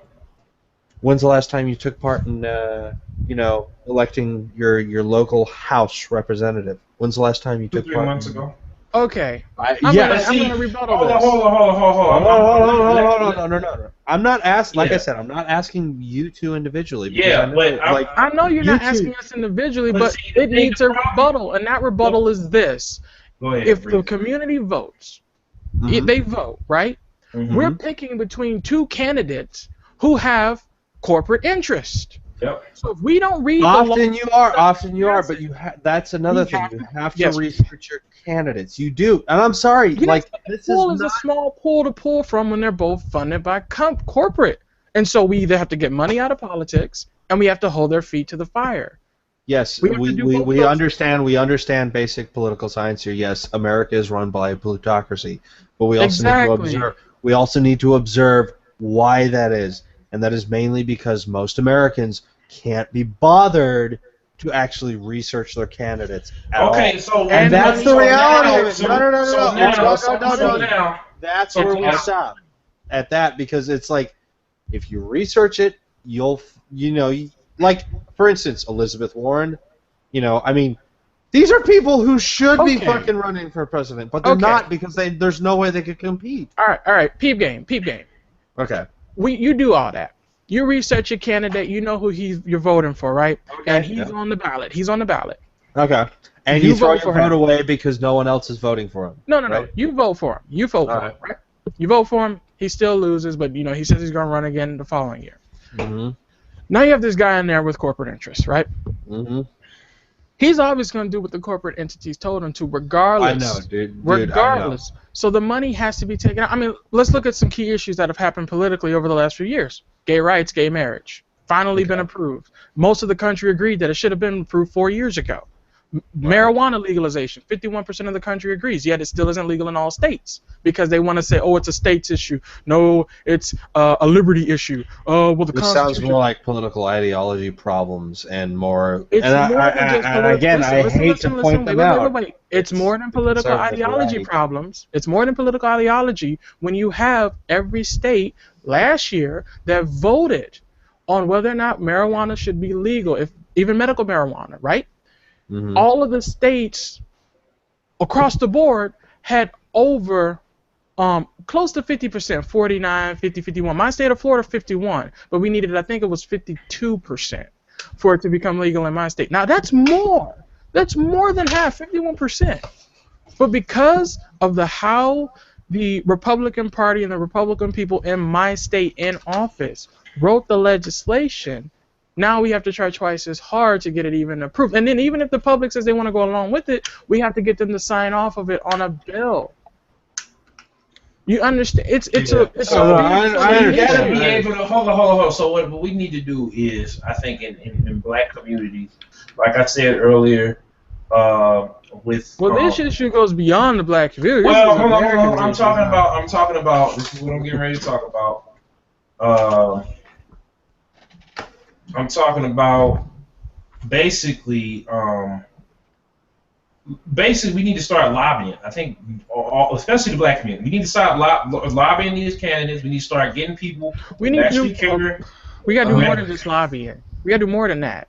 I'm saying we need to make sure we need to put somebody that is going to do what we need them to do when they get to the house. They need to get the right. Wait. I gotta rebuttal that. It goes even further than that. Yes, we do need to lobby, but we also need to have something economically that we can levy and say, listen, if you guys don't do what we want, you won't get this. Case in point, Donald Trump with the insults to the Hispanic community. The only reason that anything got done now with Donald, because we've known Donald has been racist for years. The only reason shit's got done now because a lot of people working in this country are Hispanic and Latino. Plus, they got Mexico backing them. And the moment that happened, Mexico was like, oh, hell no, y'all got to fix that. NBC left. NASCAR, not NASCAR, it was NBC, MSNBC. Then a lot of the people who hired him to build hotels for him were like, oh, we can't do this for you no more. Because Mexico, we import a lot of shit from Mexico. They got backing. They got economic power. They can say, fuck you. We don't like that guy. We don't have that. We don't. We don't have. Even if we lobby and we get one guy, what the fuck is one guy gonna do? We need to do, but we need to do more. So we're gonna move on from this conversation. We're gonna be back. I know we're gonna be back talking about it. But Actually, so I want to go ahead on and say, rest in peace to Satoru Iwata, Capo of the Glow Gang, and Hussein Fatal of the Outlaws. So we're going to go one by one with these after we take a moment of silence.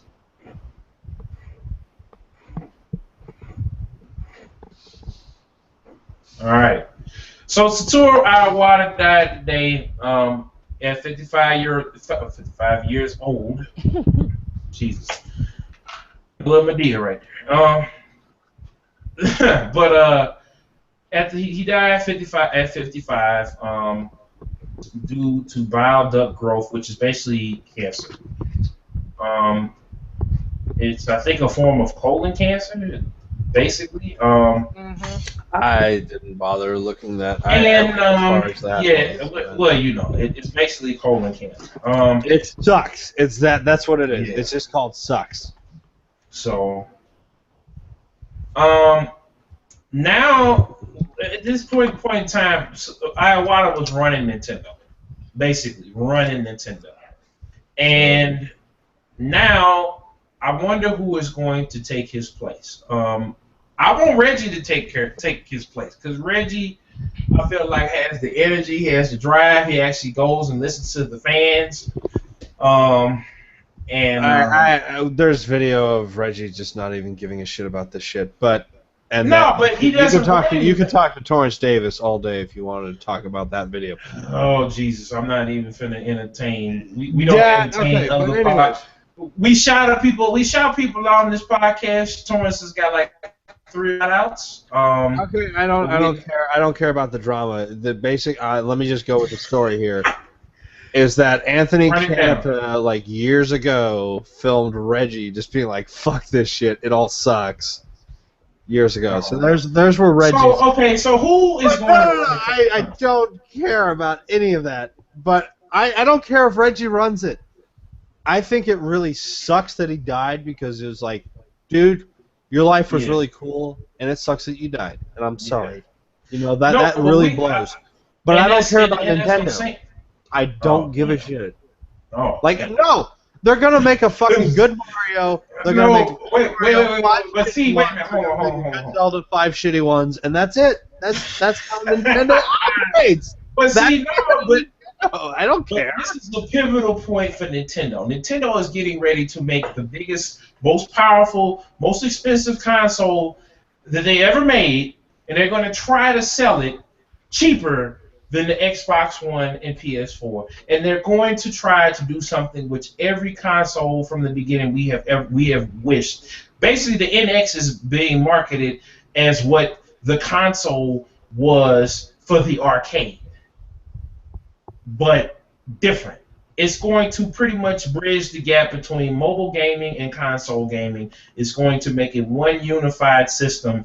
And basically what I'm thinking is... Okay, so you're just buying into the PR work that they're doing. Well, I hope that it's a tablet that you can hook up all the Nintendo controllers, the new NX controller, and that you can take the same tablet home.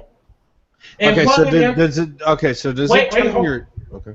Let me finish, Fat. I hope from what they've been talking about that I can take this tablet, this iPad, Google Nexus 10 size tablet, put it in my book bag right here, and stop playing Zelda on my TV, unhook it from the dongle that hooks up to my TV with all my controllers and all my Wii, all my eShop games, throw it in my bag, take it with me, play it wherever I'm going. If I'm going to a friend's house, I don't need to bring the system in 50 discs.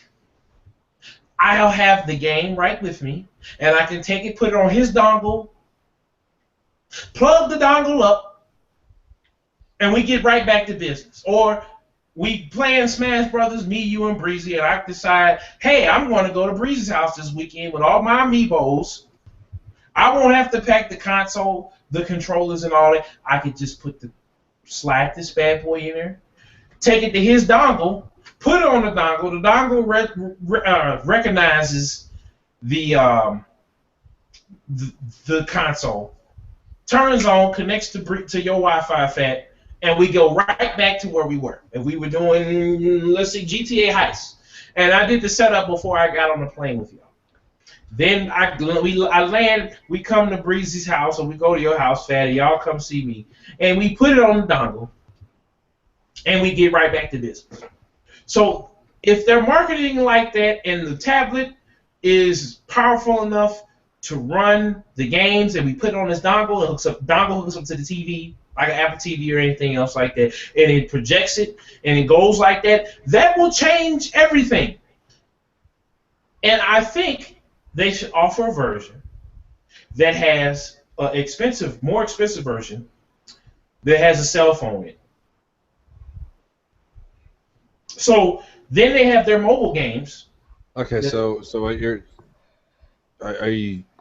So this is what I'm trying to say. So if they do this right and they get third-party support, which they need, Nintendo can have all the first-party support in the world, but they will die just like they did with almost did with the Wii U. If it hadn't been for the 3DS coming out, Nintendo would have probably. I don't say that they have so much money they can go broke 50 times and still have millions of dollars. But I was about to say. Yeah, but I'm saying this would pretty much killed Nintendo as a hardware company. They would have had to do what Sega did and license out their crap because they weren't gonna make money on R&D. But the 3DS skyrocketed to the point that they're making they made this new 3DS that Breezy and John from that website. You know what I'm saying? Got in a heated debate that only plays new 3DS games and it's selling like hotcakes. What do you mean, John Egan? We don't say his name on this damn podcast. I don't give a shit. Look. Anyway, you know what? I'm over it. So John from Real Game News. Okay, there you go. That's it. I don't really care. I don't give. And I don't think that anyone should have like this drama. Bullshit. I don't have. Hold on, Fat. Before we get to that, after I get to selling you the NX. So basically, if it does what it does, and Reggie or whoever the hell takes over the company, because this is what it is. This is the state. This is Nintendo. This is Nintendo at stake. Microsoft and Sony don't have to worry about this. Really, they don't. Even though Xbox is failing miserably and is getting behind the Wii U sales are starting to pick up over the Xbox a little bit. They're going back and forth like this. I know I'm doing the racks on racks dance, but anyway, they're going back and forth. And even though the Wii U is considered a flop, and they're saving all the games, and they're making this terrible Metroid Federation Force FPS Call of Duty ripoff for the 3DS that nobody's gonna buy. I think that they need new leadership that, first of all, puts voice chat on the damn system, lets you add your friends regular, stops assuming everybody that's over the age of 18 is a pedophile, opens up their infrastructure, and puts third-party support on the forefront. Puts priority on third-party support right after they get through making a solid and consistent first-party release schedule. And I'm done on my epic rant. Okay, so. But I know you don't give a damn. Hold on. No. I'm on my 10th glass now, and it's about to be 11th glass. I will continue talking as I pour my 11th glass of rum. So, let's start with the Xbox being a failure. Well, sort of a failure, but it's actually doing pretty good. No, I didn't say the Xbox is failing. I didn't say the Xbox is failing. No. But you said it was doing very poorly, and it's actually doing a lot better these days. It's doing a lot better. A lot better than it initially was. Okay, but it's still in terms of the hardcore gamer market, it's still in second place. The Wii U has sucked dick since day one. Let's not lie. Let's not bullshit ourselves. It sucked dick since the very beginning. Let's see here. What else was I gonna tackle initially? You getting ready to talk about? Okay, so I was gonna talk about. Let's see here. The 3DS. Okay, so mobile gaming. If you want, like, you had this huge, preach about the NX. I want to see it. I don't really care. I don't really care about the hype. I don't really give a shit. It's like, what you're basically telling me is that, okay, Wii U failed. Let's move on to the next thing. Good. I don't care. Do it. You're doing the smart thing. You're giving up where you lost. I agree exactly with you with third-party support, because third-party support is actually what makes these consoles successful. A lot of people don't realize this, but just because your console sells a shitload doesn't mean you make a shitload of money. You usually lose money making the console. Where you make the most money is in your third-party licensing support. The ability, like, do you realize how much it costs to have a firmware update for your game on the PlayStation or the Xbox? The PlayStation. No, I was about to say the PS3. I was about to say the PS3 because depending on how much it can. There's a reason why it takes a long time, but it's usually around like it's up in like a couple of grand, like towards like 50 grand a fucking update. Like, you don't realize how expensive licensing fees are for games. A lot of gamers don't realize it, so they bitch at Bethesda. Why is it taking so long for the update? Because we can't upload unlimited updates for free. We can't. We have to pay money for that shit. A lot of money for that shit. And a lot of people don't understand that concept. So, there's that. You get licensing fees. Third-party licensing fees are always really fucking important. So I agree with you with that. They need to focus on third-party. And lastly, I'm going to say this. I don't give a fuck about Nintendo. I don't. I love Nintendo for this. They've been consistent with their Marios. They've been consistent with their Zeldas. Most of their fucking games are good. Some of their games are great and beyond belief, like Mario Galaxy and fucking, not even Twilight Princess, but what was the Skyward Sword? Great! Fucking amazing. Other than that, I don't give a shit, because you're going to have like 3 or 4 hit-and-miss Marios, Metroids, and, you'll have another Super Smash Brothers. I just don't care about Nintendo anymore, like, I mean, I never really cared about them to begin with, except with Super Mario 64, which was the shit. But not anymore. I just don't. I don't have it in me to care, because it's the same lineup, and it's always good. It's never like really just terrible shit. It's the same lineup. It's not even the same. It's not even the same. It's just it's Nintendo. Nintendo is Nintendo. I don't give a shit. Let me watch this drama unfold over here, which, I will obviously have another drink to. What drama? I don't fucking know. Maybe Ubisoft is like dicked around their customers one more time, or like, fucking. I don't care. Whatever it is. It's always I'll bitch about that. And Nintendo can be over here. Nintendo, you're good. You always will be good. And it sucks that, one of your leaders died, but you'll always be good, and I'll always love you and hate you at the same time. I don't care. Breezy? What? How you feel, Breezy, about the change of power?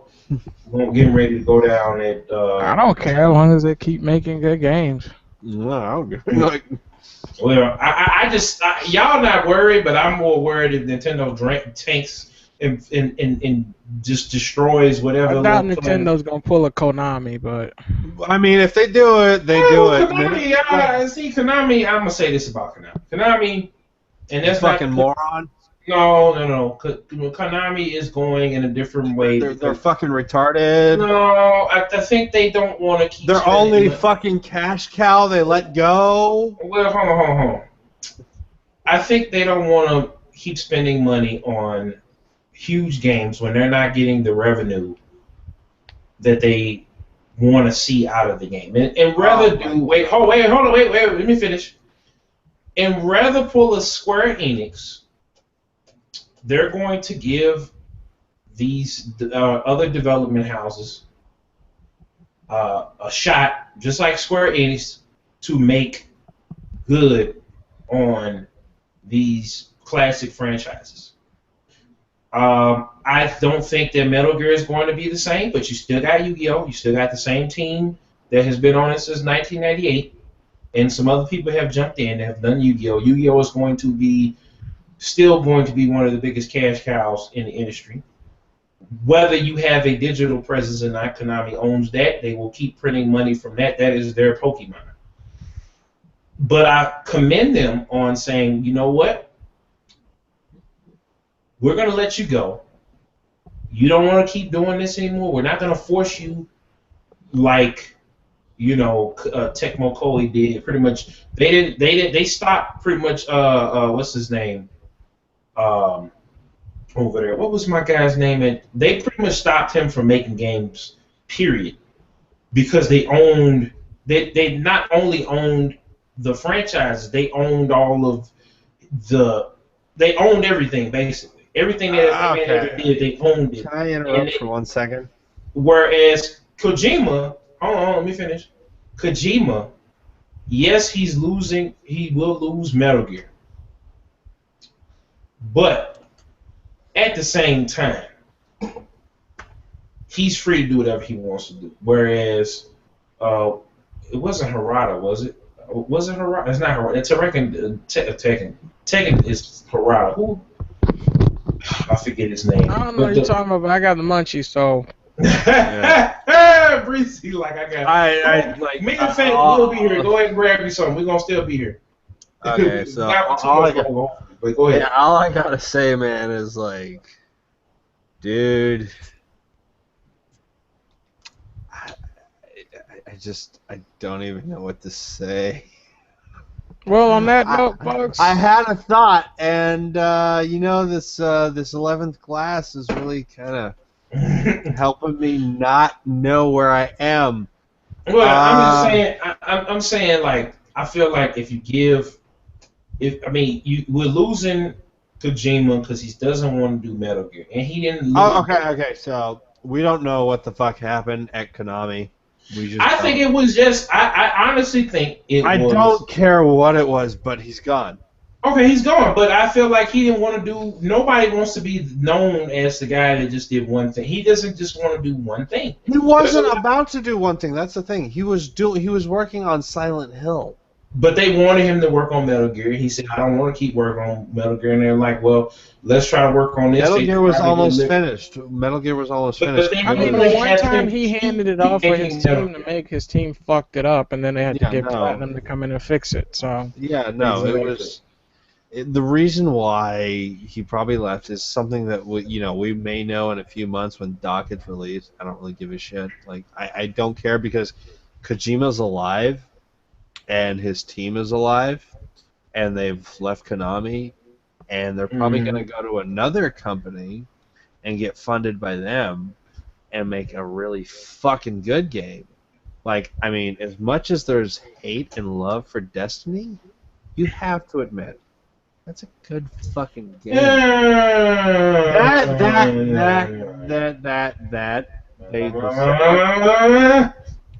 They set out to have they set out a vision, and it's working really well for them. And I love Destiny, and I think a lot of other people do, obviously, because they buy it.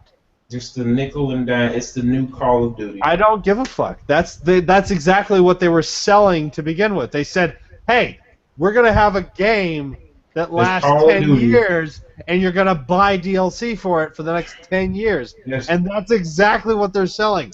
So I don't care. That's great. I don't care. That's fine with me. See, I don't want to get nickel and dime. You're not being nickel and dimed. You're literally paying for a game for over 10 years. It's like... but nobody wants to spend... Breezy, if I'm going to play a damn MMO... In fact, if I'm going to play an MMO, I'll play an MMO, and I'll pay the money over time. I'll pay the money every month to play the game, and I'll play just that game. But I'm not going to give a company who already has millions of dollars, $60, some people paid, I don't know, $80 for this damn game. And then you have the balls to come back around and say, wait, there's more, but you got to pay $40.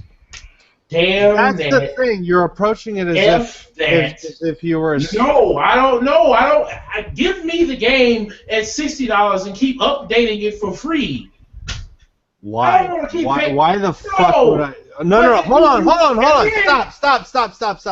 And then, I'm going to tell you why. Put yourself in the chair. No. But see, they didn't even give the full experience on the outset. There was no full. They promised this big. Oh, this is going to be the biggest, most ambitious, story-driven game that there ever was, and you're going to be able to hook up with your. They got to hook up with their friends.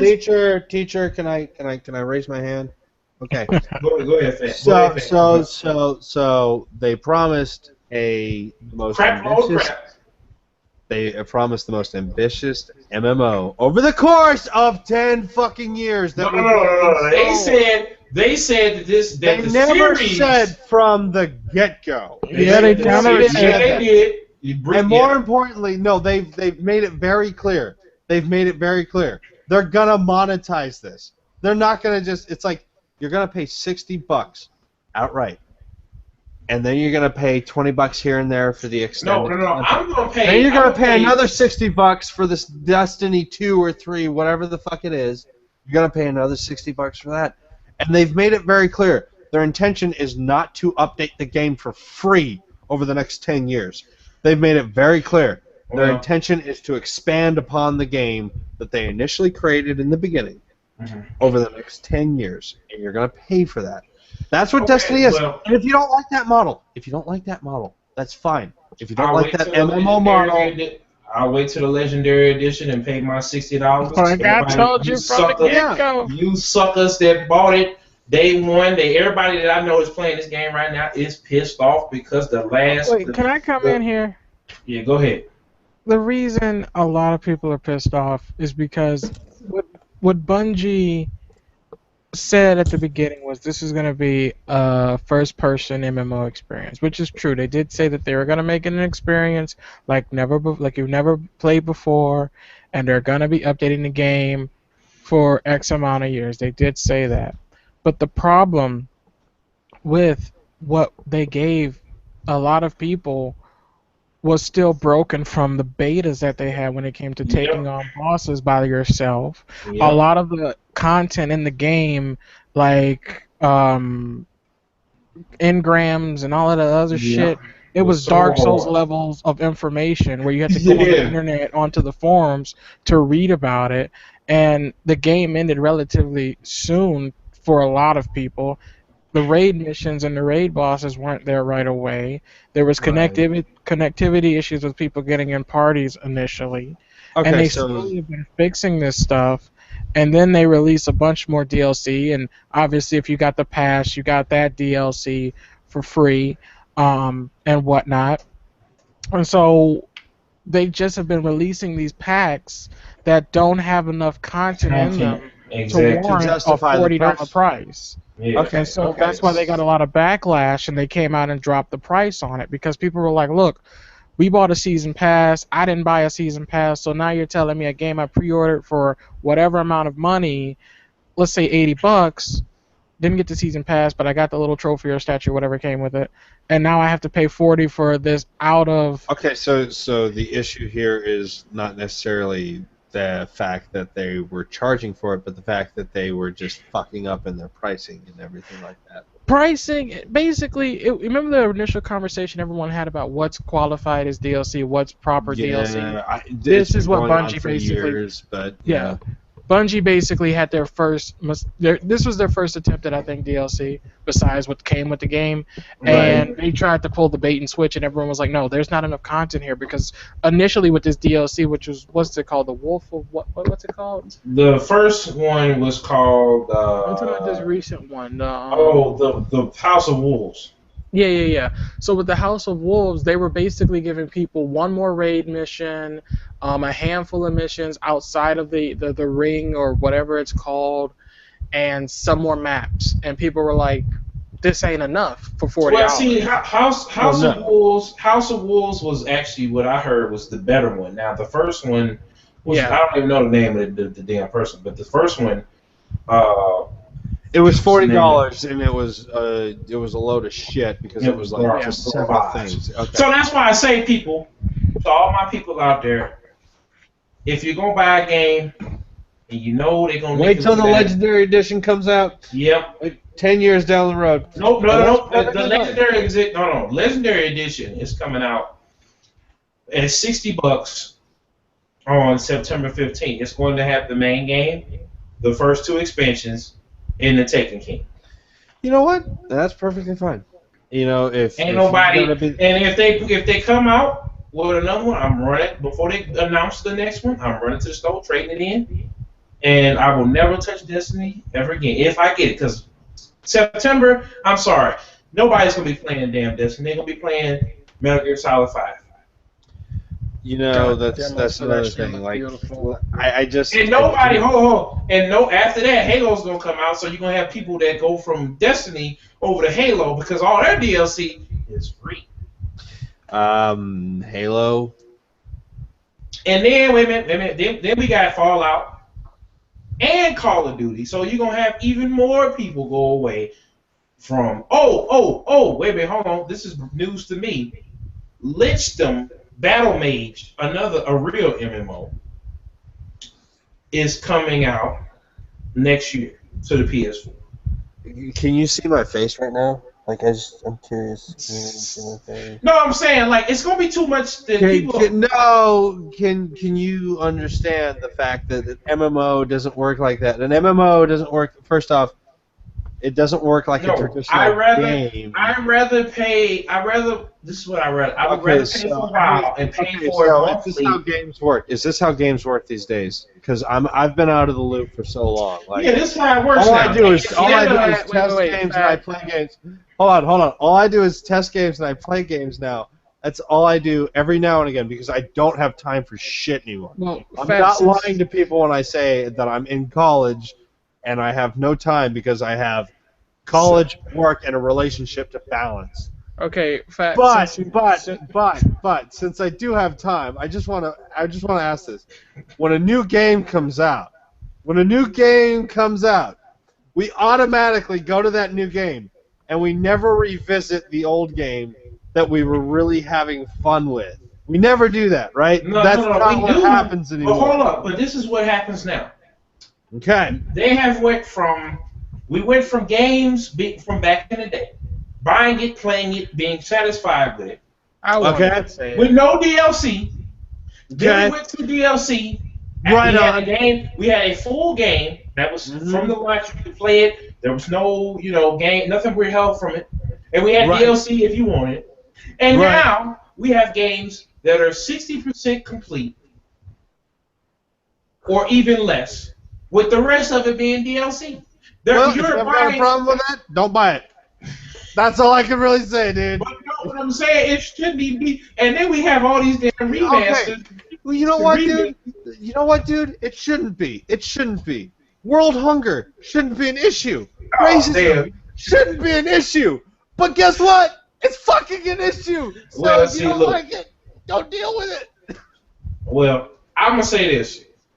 It's literally this is going back to when we were talking about Konami and all these other companies. They cried. Wait, hold on. Let me finish.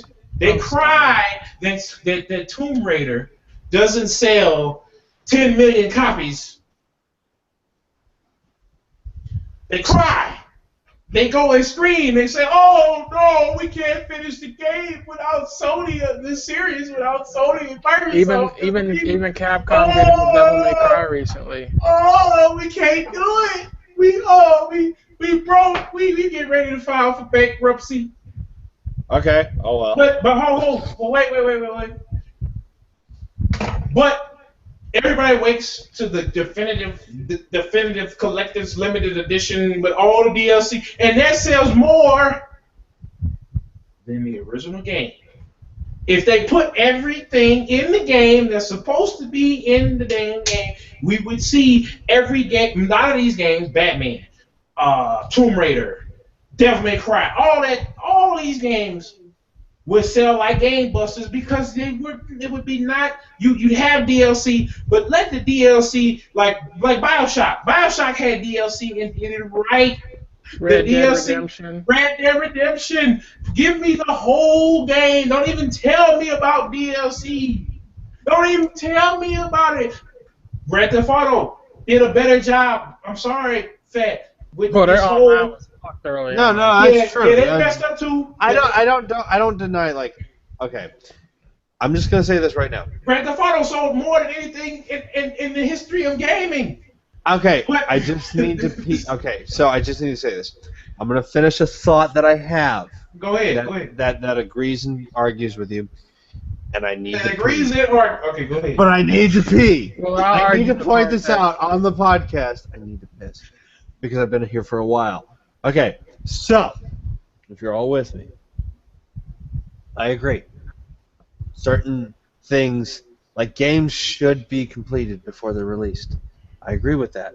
You know, I agree that games shouldn't come out and they've already thought about DLC.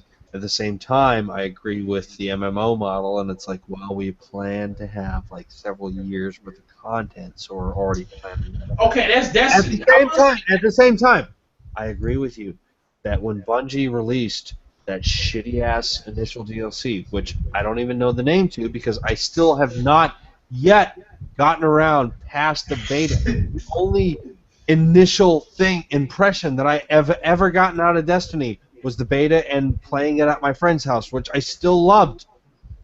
But yes, from what I heard, that first DLC was total bait and garbage bullshit, and they got fucking called out for it. And if they've changed, that's great. And yes, they have this definitive edition, but the fact still remains is I understand that they plan 10 years worth of content. So I will not fucking sue them and kill them if they released another DLC package. For $40? Well, maybe what if it's a shitload? Okay, what if it's Fallout-worthy content? If it's Bethesda-worthy content, you cannot hold a fucking axe over their head.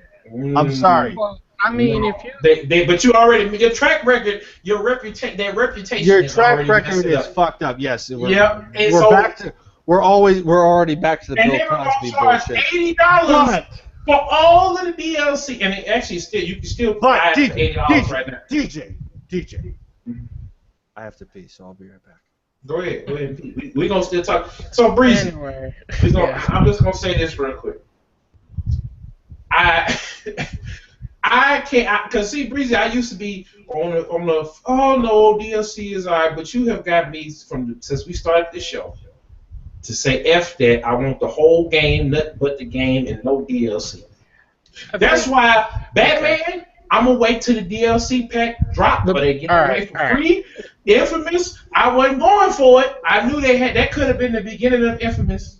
I wasn't even going for it. I waited for PS. You can play PlayStation Plus. Between PlayStation Plus and the sale, you ain't even got to buy the DLC for full price no more. This is why the game industry is messed up, folks. Let me tell you. Let your boy Killzown tell you, and Breezy, you can chime in. Okay, I want y'all to look at you. You don't fucking close up, selfie cam mode, and everything. Breezy, go ahead, Breezy. Go ahead. I'm gonna just say this.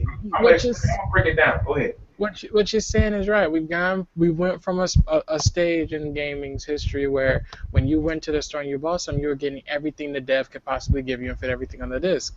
And now we've gotten to the point now where they're going to give you everything they can kind of give you on the disc, but they've already set aside teams specifically to make DLC, which is why we're in this situation in the first place. And then you have the whole pre-order situation as well that's also plaguing the industry. And, you know, when you look at all the other studios that are making games, like you have CD Projekt Red with The Witcher 3, they made a precedent, which not a lot of studios have been doing, and saying, okay, we're going to give away all our DLC for free. All of it's going to be for free. Here's The Witcher 3. Here's a 60-hour game with a bunch of free DLC for you guys that's adding 2 and 4 hours worth of gameplay to the main story. Yep, and I couldn't get into The Witcher 3, but I commend them on it. It's a very long game. And that's the problem is you have a lot of these studios saying, okay, we're going to make a great game, AAA experience, but it's only going to be 10 hours long, and then we're going to charge you for DLC that's $40 or some weird price, and it's only going to be 15 minutes long. Like, for instance, you have the recent Batman Arkham Knight that came out. You have, I think it's the Red Hood and it's Harley Quinn's DLC. Yep. The Red Hood DLC is literally a 15-minute mission if you're competent at Batman. And that was, I think, $10, if I'm not mistaken. And then you have the Harley Quinn DLC, which, again, that one was slightly longer than Red Hood. It was about 30 minutes, 45 minutes. But that's another $10. And it's like, these are things that should have been in the game from the get-go. I mean, you can go back to the last Arkham game with Catwoman, who was DLC, and it's like, that should be in the game. Listen, her DLC wasn't even on the disc. You had to connect to the internet to download it. So it's like, for those people who play games offline, they were fucked. So it's just like, this whole phenomena that is DLC needs to die, or studios need to understand that if they're going to have something as DLC, they need to make sure that it's something worthy of being DLC. Like the Red Dead Redemption, like the Burnout Paradise, like the BioShock stuff, you know, and enough of this, hey, here's some stuff, and can we have $20 for it, and it's only 10 minutes long. Yeah. Money! It's all about the money! Yeah. So, yeah, that's what I was going to pretty much say, is give us the game. Stop making the game. If you know you don't have that much, you don't... If you know you don't have... I got one more fucking thing. And to those studios who are putting their DLC on the fucking disc, stop it.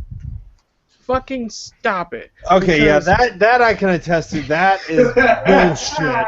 Listen, there's a bunch of fucking studios now that keep putting their fucking DLC on the disc, and the PC crowd is just like, we're gonna rip the shit off the disc and we're gonna enable it. Stop fucking doing that. No, I encourage them to rip it right off the disc, because it's like, I'm sorry, but if you literally, if you literally create DLC so that you can... Let me say this real quick. The views of Fat Anorexic are not of those this podcast. No, okay, yeah. Okay, so legal disclaimer. Legal disclaimer. Hey, you all want to know what the fuck's in it for DLC? It's about the fucking money.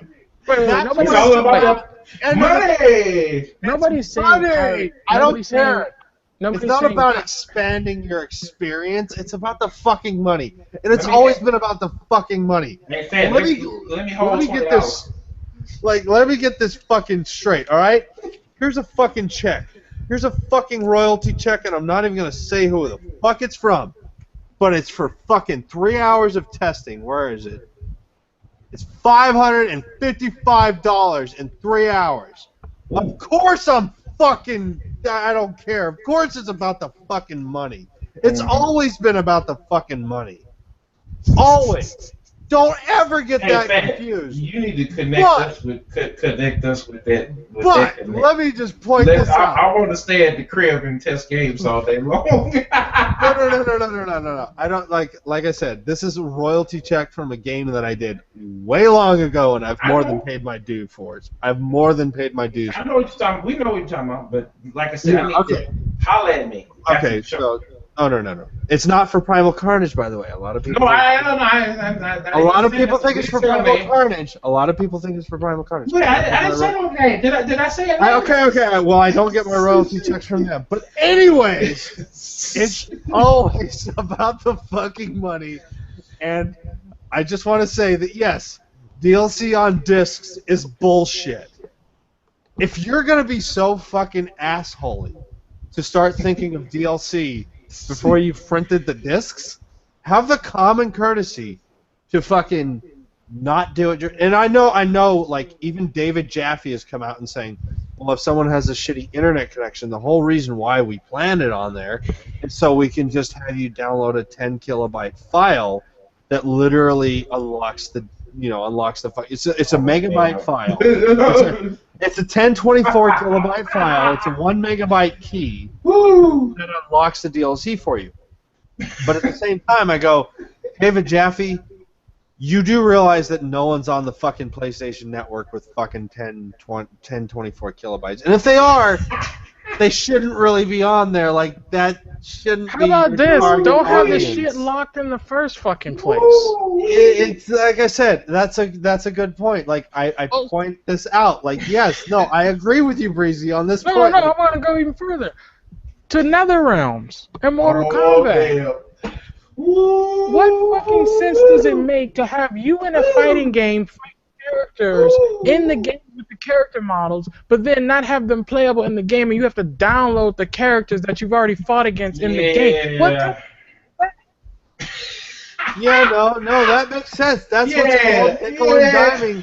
No, like I just showed you with the check, it's always about the fucking money. Mm-hmm. Well, you know what? I will say this. I'm having hold on. Batman and Mortal Kombat both had solid games. You don't need none of the extra DLC compared to Destiny. I bought the DLC. Yeah, but if I have to play fucking single player mode and I'm beating the fuck out of, I don't know, say Scorpion or some shit, next thing I know, I'm like, yo, I want to try out Scorpion. I gotta fucking go buy Scorpion. Mm-hmm. Okay, but see, this is what I'm saying. You don't have. They gave you a whole game. Hold on. Okay, so I got a solution for all of you. I got a solution. Wait and us as game developers, we know that this is our weakness. This is what kills us, and this is what prevents us from doing such corrupt shit. Because trust me, I don't care how much you think that some game developers out there believe it's an art form, because we all do at the end. Like we all say we do. It's an art form. But at the end of the day, I want to eat filet mignon. Yeah. I do. I'm not gonna lie. So, what I'm gonna tell you to do is, if you don't like the way a game is being presented, don't fucking buy it. Yeah, exactly. Don't do it. But see, the thing is, everybody, gamers, if all your friends are playing Call of Duty, be the one friend that doesn't play Call of Duty. I'm that every year. Everyone else, no. GameFly is your friend, folks. Yeah. Shout out GameFly. Yo, I'm about to make some fucking pancakes because let's wrap this up. Yeah. So I just wanted to say, there are other avenues. Your local library has video games, folks. Do not give these folks your money. Exactly. If you don't believe in a game model, don't fucking buy into it. That's a Yep. I'm gonna show y'all, because y'all don't know. People don't know this, but you see this right here. You see this right here, folks.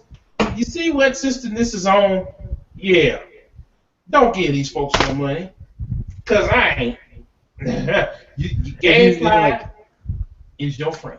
You can play everything.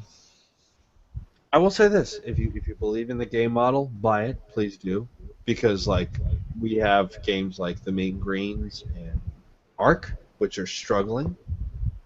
And Ark is amazing, by the way. I have seen some videos, some Let's Plays. To be honest, I've never worked on Ark. I've never even played Ark, but from what Ashton showed me, I was really impressed with it, and I loved it.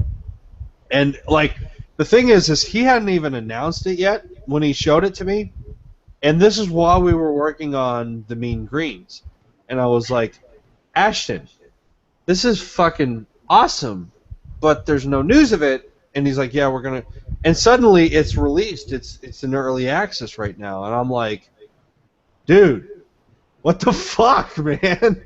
Why wasn't I I can't wait for this project? Like I will like, but at the same time, I stand 100% behind this new game, which I can't wait for me. Actually somebody took the clips from the Microsoft conference, and I forgot all about Army Men. But y'all, no. Yeah, we have the mean greens. It's 10 seconds of footage. So obviously it's not even 10 seconds. It's the best 10 seconds of footage you'll see on the internet. I'm just letting no. right now. It's not that great. It's Army. If you like Army Men.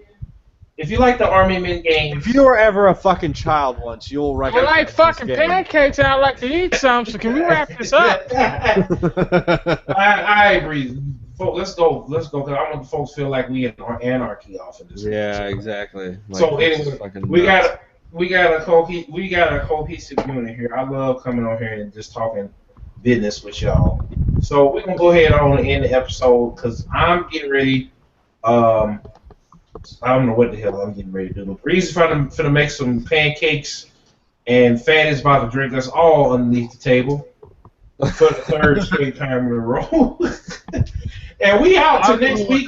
Shout out, this episode is dedicated to Satoru Iwata, rest in peace, Capo from Bro Gang, and Hussein Fatal from the Outlaws, and rest in peace Tupac.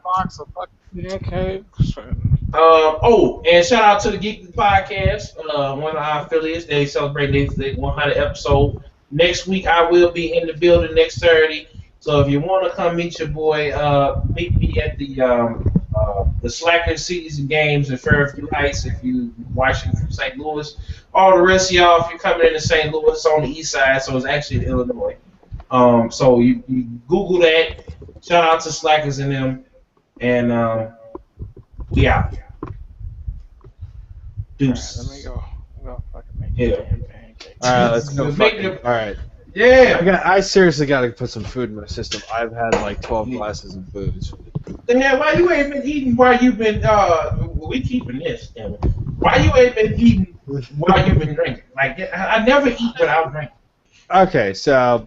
I never drink without eating. Without eating. Okay, so I had Thai food today for lunch, or like semi-dinner, but so you didn't want to be like in the bathroom for the whole podcast. That's what that was. Oh, fuck yeah, no. So anyways, I just kept drinking, and anyways, no, I was just like midway through the podcast, I was like, well, I really need to pee. Okay, so that's what happened. Now I'm just gonna say this. This is for everybody to see this afterwards.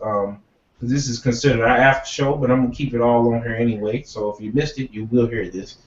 If you need to use the bathroom, and we got yes. Yeah, go run and go. Don't hold it for me. Oh no! I was just like, I didn't want to be rude and just be like, you know what? No, just go. He's in the middle. No. It's like he's in the middle of a deep philosophical idea. Let me just get up and fucking piss. Well, you'd be like, excuse me, I gotta go pee. Just come back. Well, no. We'll keep it rolling. I know. It doesn't. This is how we roll. We keep this mug going. There's no breaks. There's no segments yet. I might put some. Yeah, no. I might break it. The moment I started like waving money in the fucking air and like starting doing this, and I just heard you chuckling in the background as Breezy was giving his points, like, all right, there's no segment to this. I could just be a total dick about this and be like, it's all about the money. Yeah, we look. I want people when they watch this podcast and when they hear this podcast, I want people to fall. I want to have. We talking about tournaments. This is the new war zone. But we don't argue with each other down the barrel all the way until oblivion, until we're all screaming each other's. I don't know.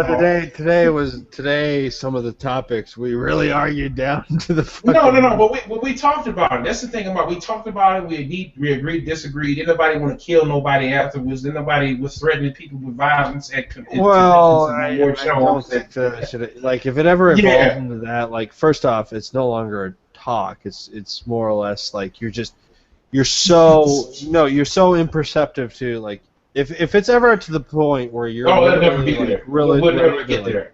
Well, no, if it's ever to the point where you're ready to fight each other over, it's like you're so imperceptive to facts or so imperceptive to presenting facts that you've literally turn this into something where I'm right. I'm gonna scream until I'm right, and it's just like. But see, this is the thing about, like I was saying about earlier, I let go of the whole thing with me and all the rest of the folks because honestly, I feel like Karma is the baddest chick in the game.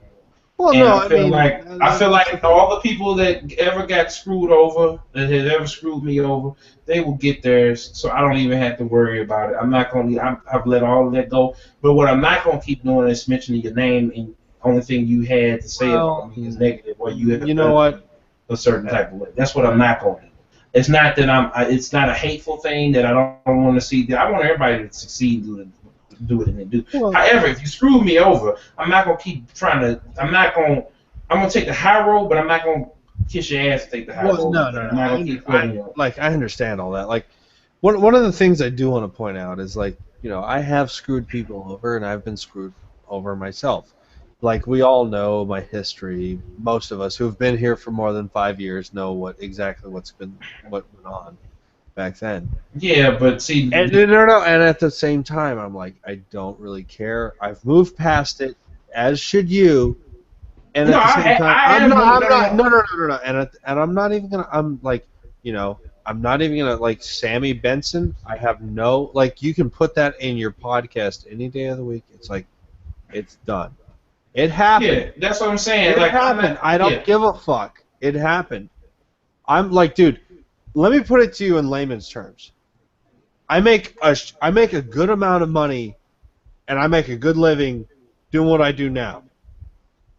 It's a decent living. It's not the best living in the world. It's definitely not even fucking close to middle class, but for my situation, it's really good. I go to school. I'm bettering myself. I don't really care. Like, what fucking, what she or he had to say 3 or 4 years ago. I make money. Like, literally, I still get checks in the mail. I get checks in the mail for me, one of which I just showed you, for $555.71 for testing a game. For literally just sitting there all day and looking for problems, bitching about the game. What we do on the podcast, like, this game is this, and it had this problem. I get paid to do that. And then at the same time, I play other games that I really like and I really support, like the Mean Greens, or, fucking whatever other project that I might mention in the future. Like, I get paid. Like, I don't get paid to do those things, but I love doing those things. Like, any incident where I was, like, like, ridiculed or anything from, like, I don't even know how, like, anyone could at this point bring up that past and still hurt me at all, because you can't. It no longer exists. Like, I don't even care. It's like, oh yeah, you lied to us all. I don't give a shit.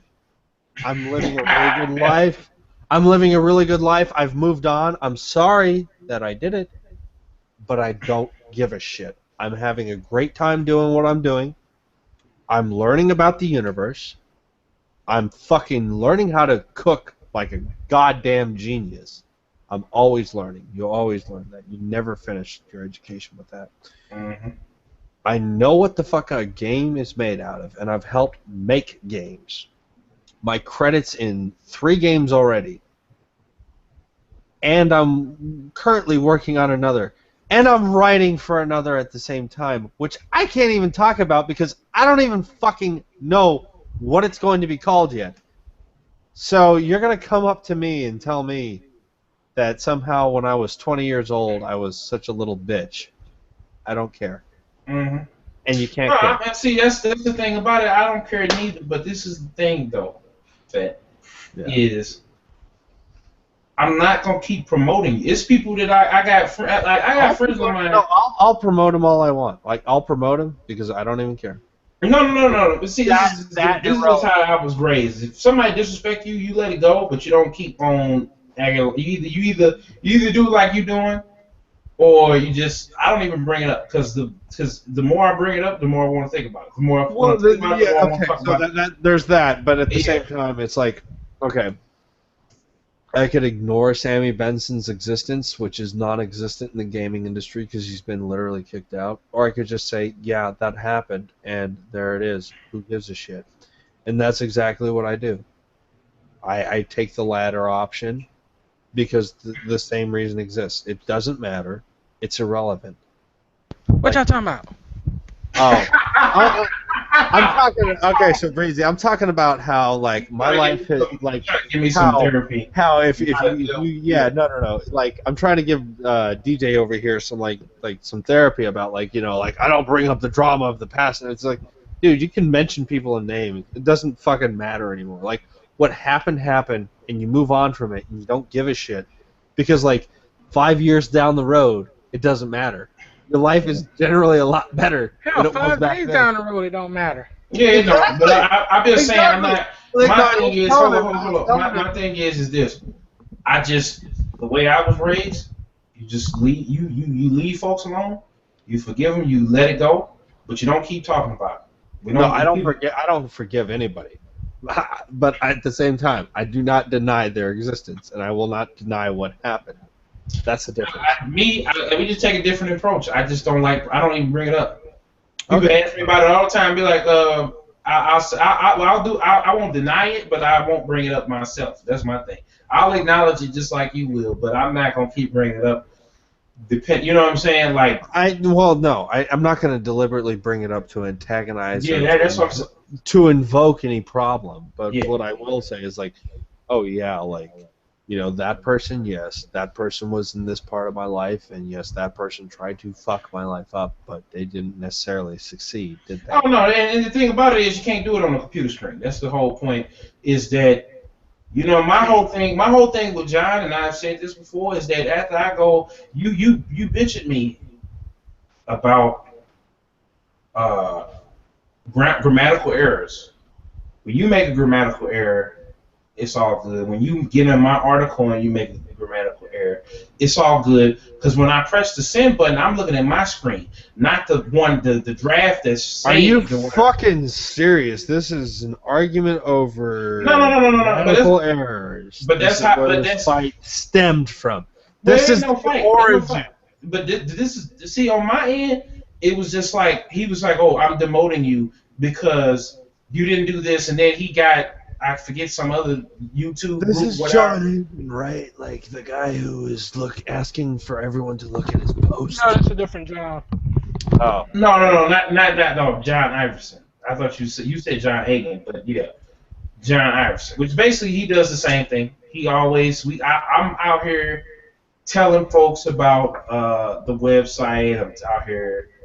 You know what I'm saying? I'm out here on, and I'm gonna say I wasn't even working on the site as hard as him or Jermaine was. But when I put a post out, like I did recently with the resistance post at the beginning of the year, none of their posts ever went to the top of N4G, but mine did. I got up way early in the day.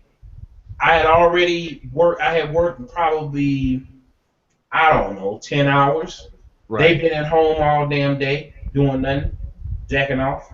That's what I do all day. You know what I'm saying? Yeah. But I'm saying, like, I got up at 8 o'clock in the morning, because morning was for my general health.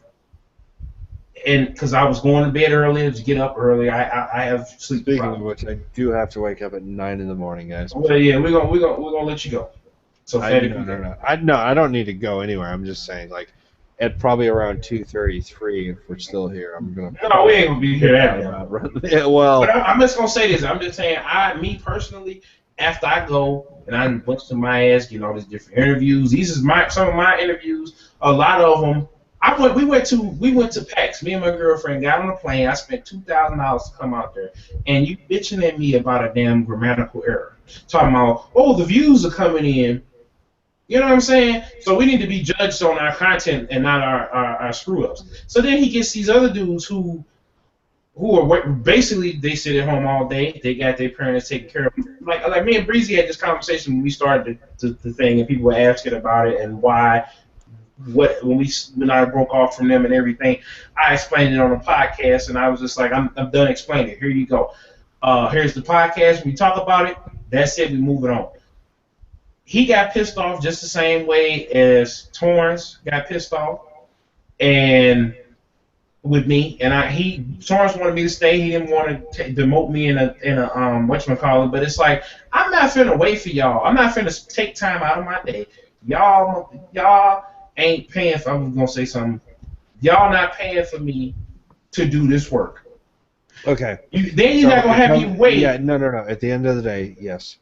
You're right on the money.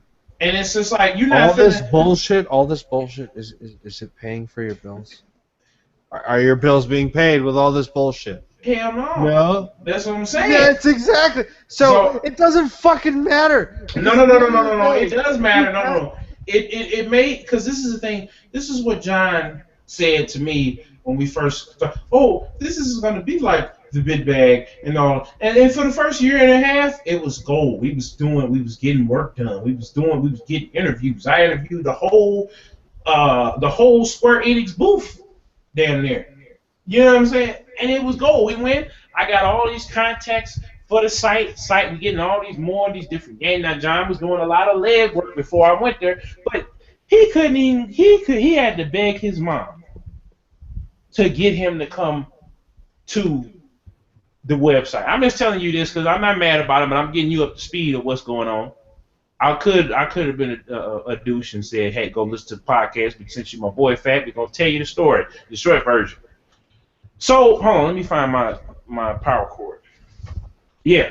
So, then, after he begged his mom to go to the conference one day, we had spent $800 on them tickets and another $800 on the hotel.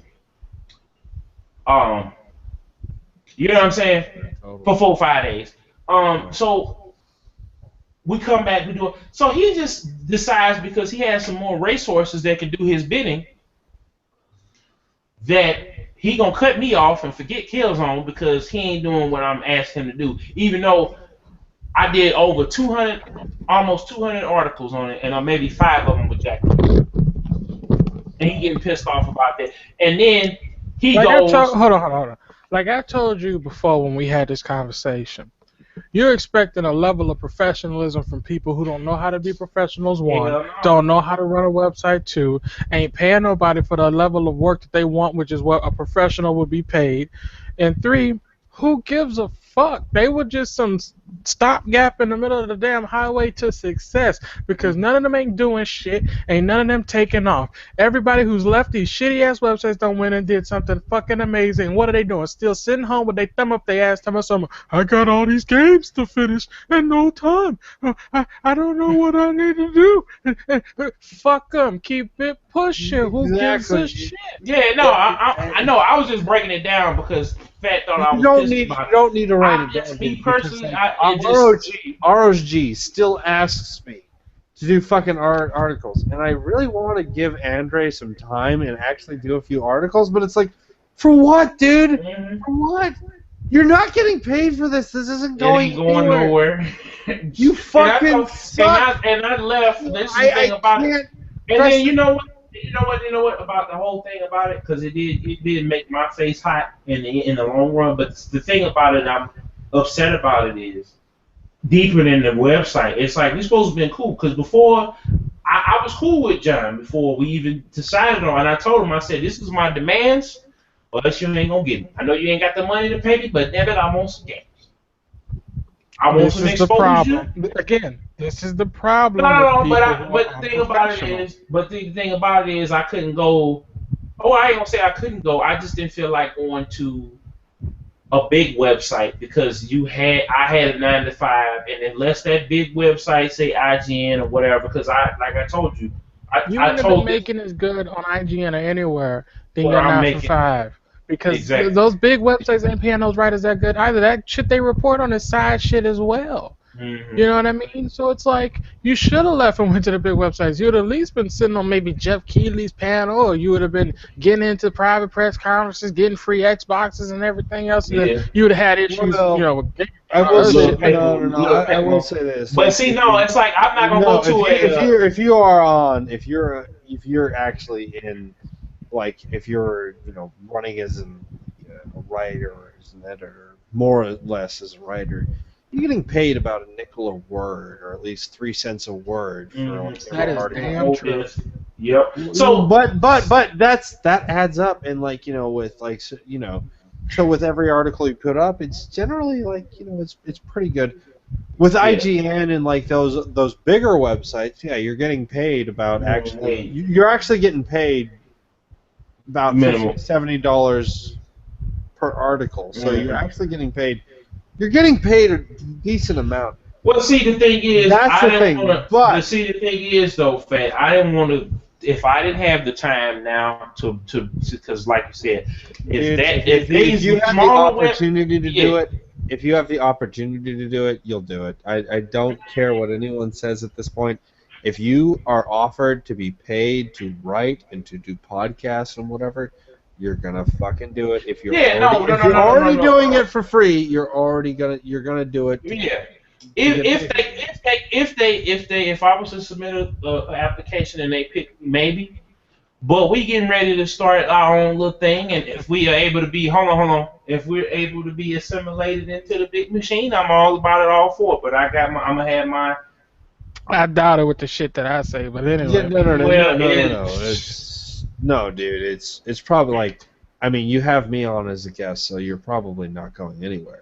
Well, no. Well, see, the thing is, I'm not gonna bite my tongue. And then there's other thing too, is that I heard from everybody who worked on since John did work on a big website, he did say that he got censored, and he don't want to be censored, and I don't necessarily I don't want to be told that I can't say something. You get censored. You get censored. Like, never make a mistake that if, like, say for instance, if you're doing an ad for Coca-Cola on your website, and you say that Coca-Cola sucks, they're gonna remove Coca-Cola sucks from your article. Don't make that mistake ever. Oh yeah. So that's what my whole thing is. If I can't come on and do what I do on a website, I'd rather just build my own with my own money and take the risk, which is what we get ready to, like, Breezy gave me the $1 million idea. And if I play this right, if we do everything, I'm just saying, because Breezy gave me the idea, and if I do everything, and I don't want to fucking hear it because you're obviously not ready to fucking tell me. Oh, I'm not gonna tell. We ain't telling nobody. So you keep the whole. But no, I will say this: beatsandbits.com is coming soon. We said that on the last episode. We got the Facebook. We got the Facebook and Twitter popping. I gotta send that to y'all so y'all can like it and all that good stuff. But other than that, what Breezy gave me the idea and stuff that I'm already working on, I like once we get it out and rolling and get everything into place, I won't probably need unless this fails, unless this fails and I still want to do this, then yeah, maybe I'll do a couple of articles here and there and get $50, $60, $70 a pop for an article at a big website if I feel like doing it. But I got so much faith in this. Wait, so you're saying you already have contacts within, like, say a GameSpot or IGN that would publish your work? I mean, I'm gonna say this: when I went out to PAX and I introduced myself to a lot of folks, mainly into one person in particular that I can email and send a resume and do all this stuff and maybe get on this website. I'm not saying that it's 100%. It's never 100% to the time you contract and say, hey, you're on this website. But I impressed somebody, not even doing the work. I just introduced myself. And the person was excited because either they knew who I was, they seen who I was, or whatever. They'd seen something that I've done, and they were so excited. What is this you link to? It's just a website that I can show you some game sales and whatnot from Steam. It's pretty cool. Oh no!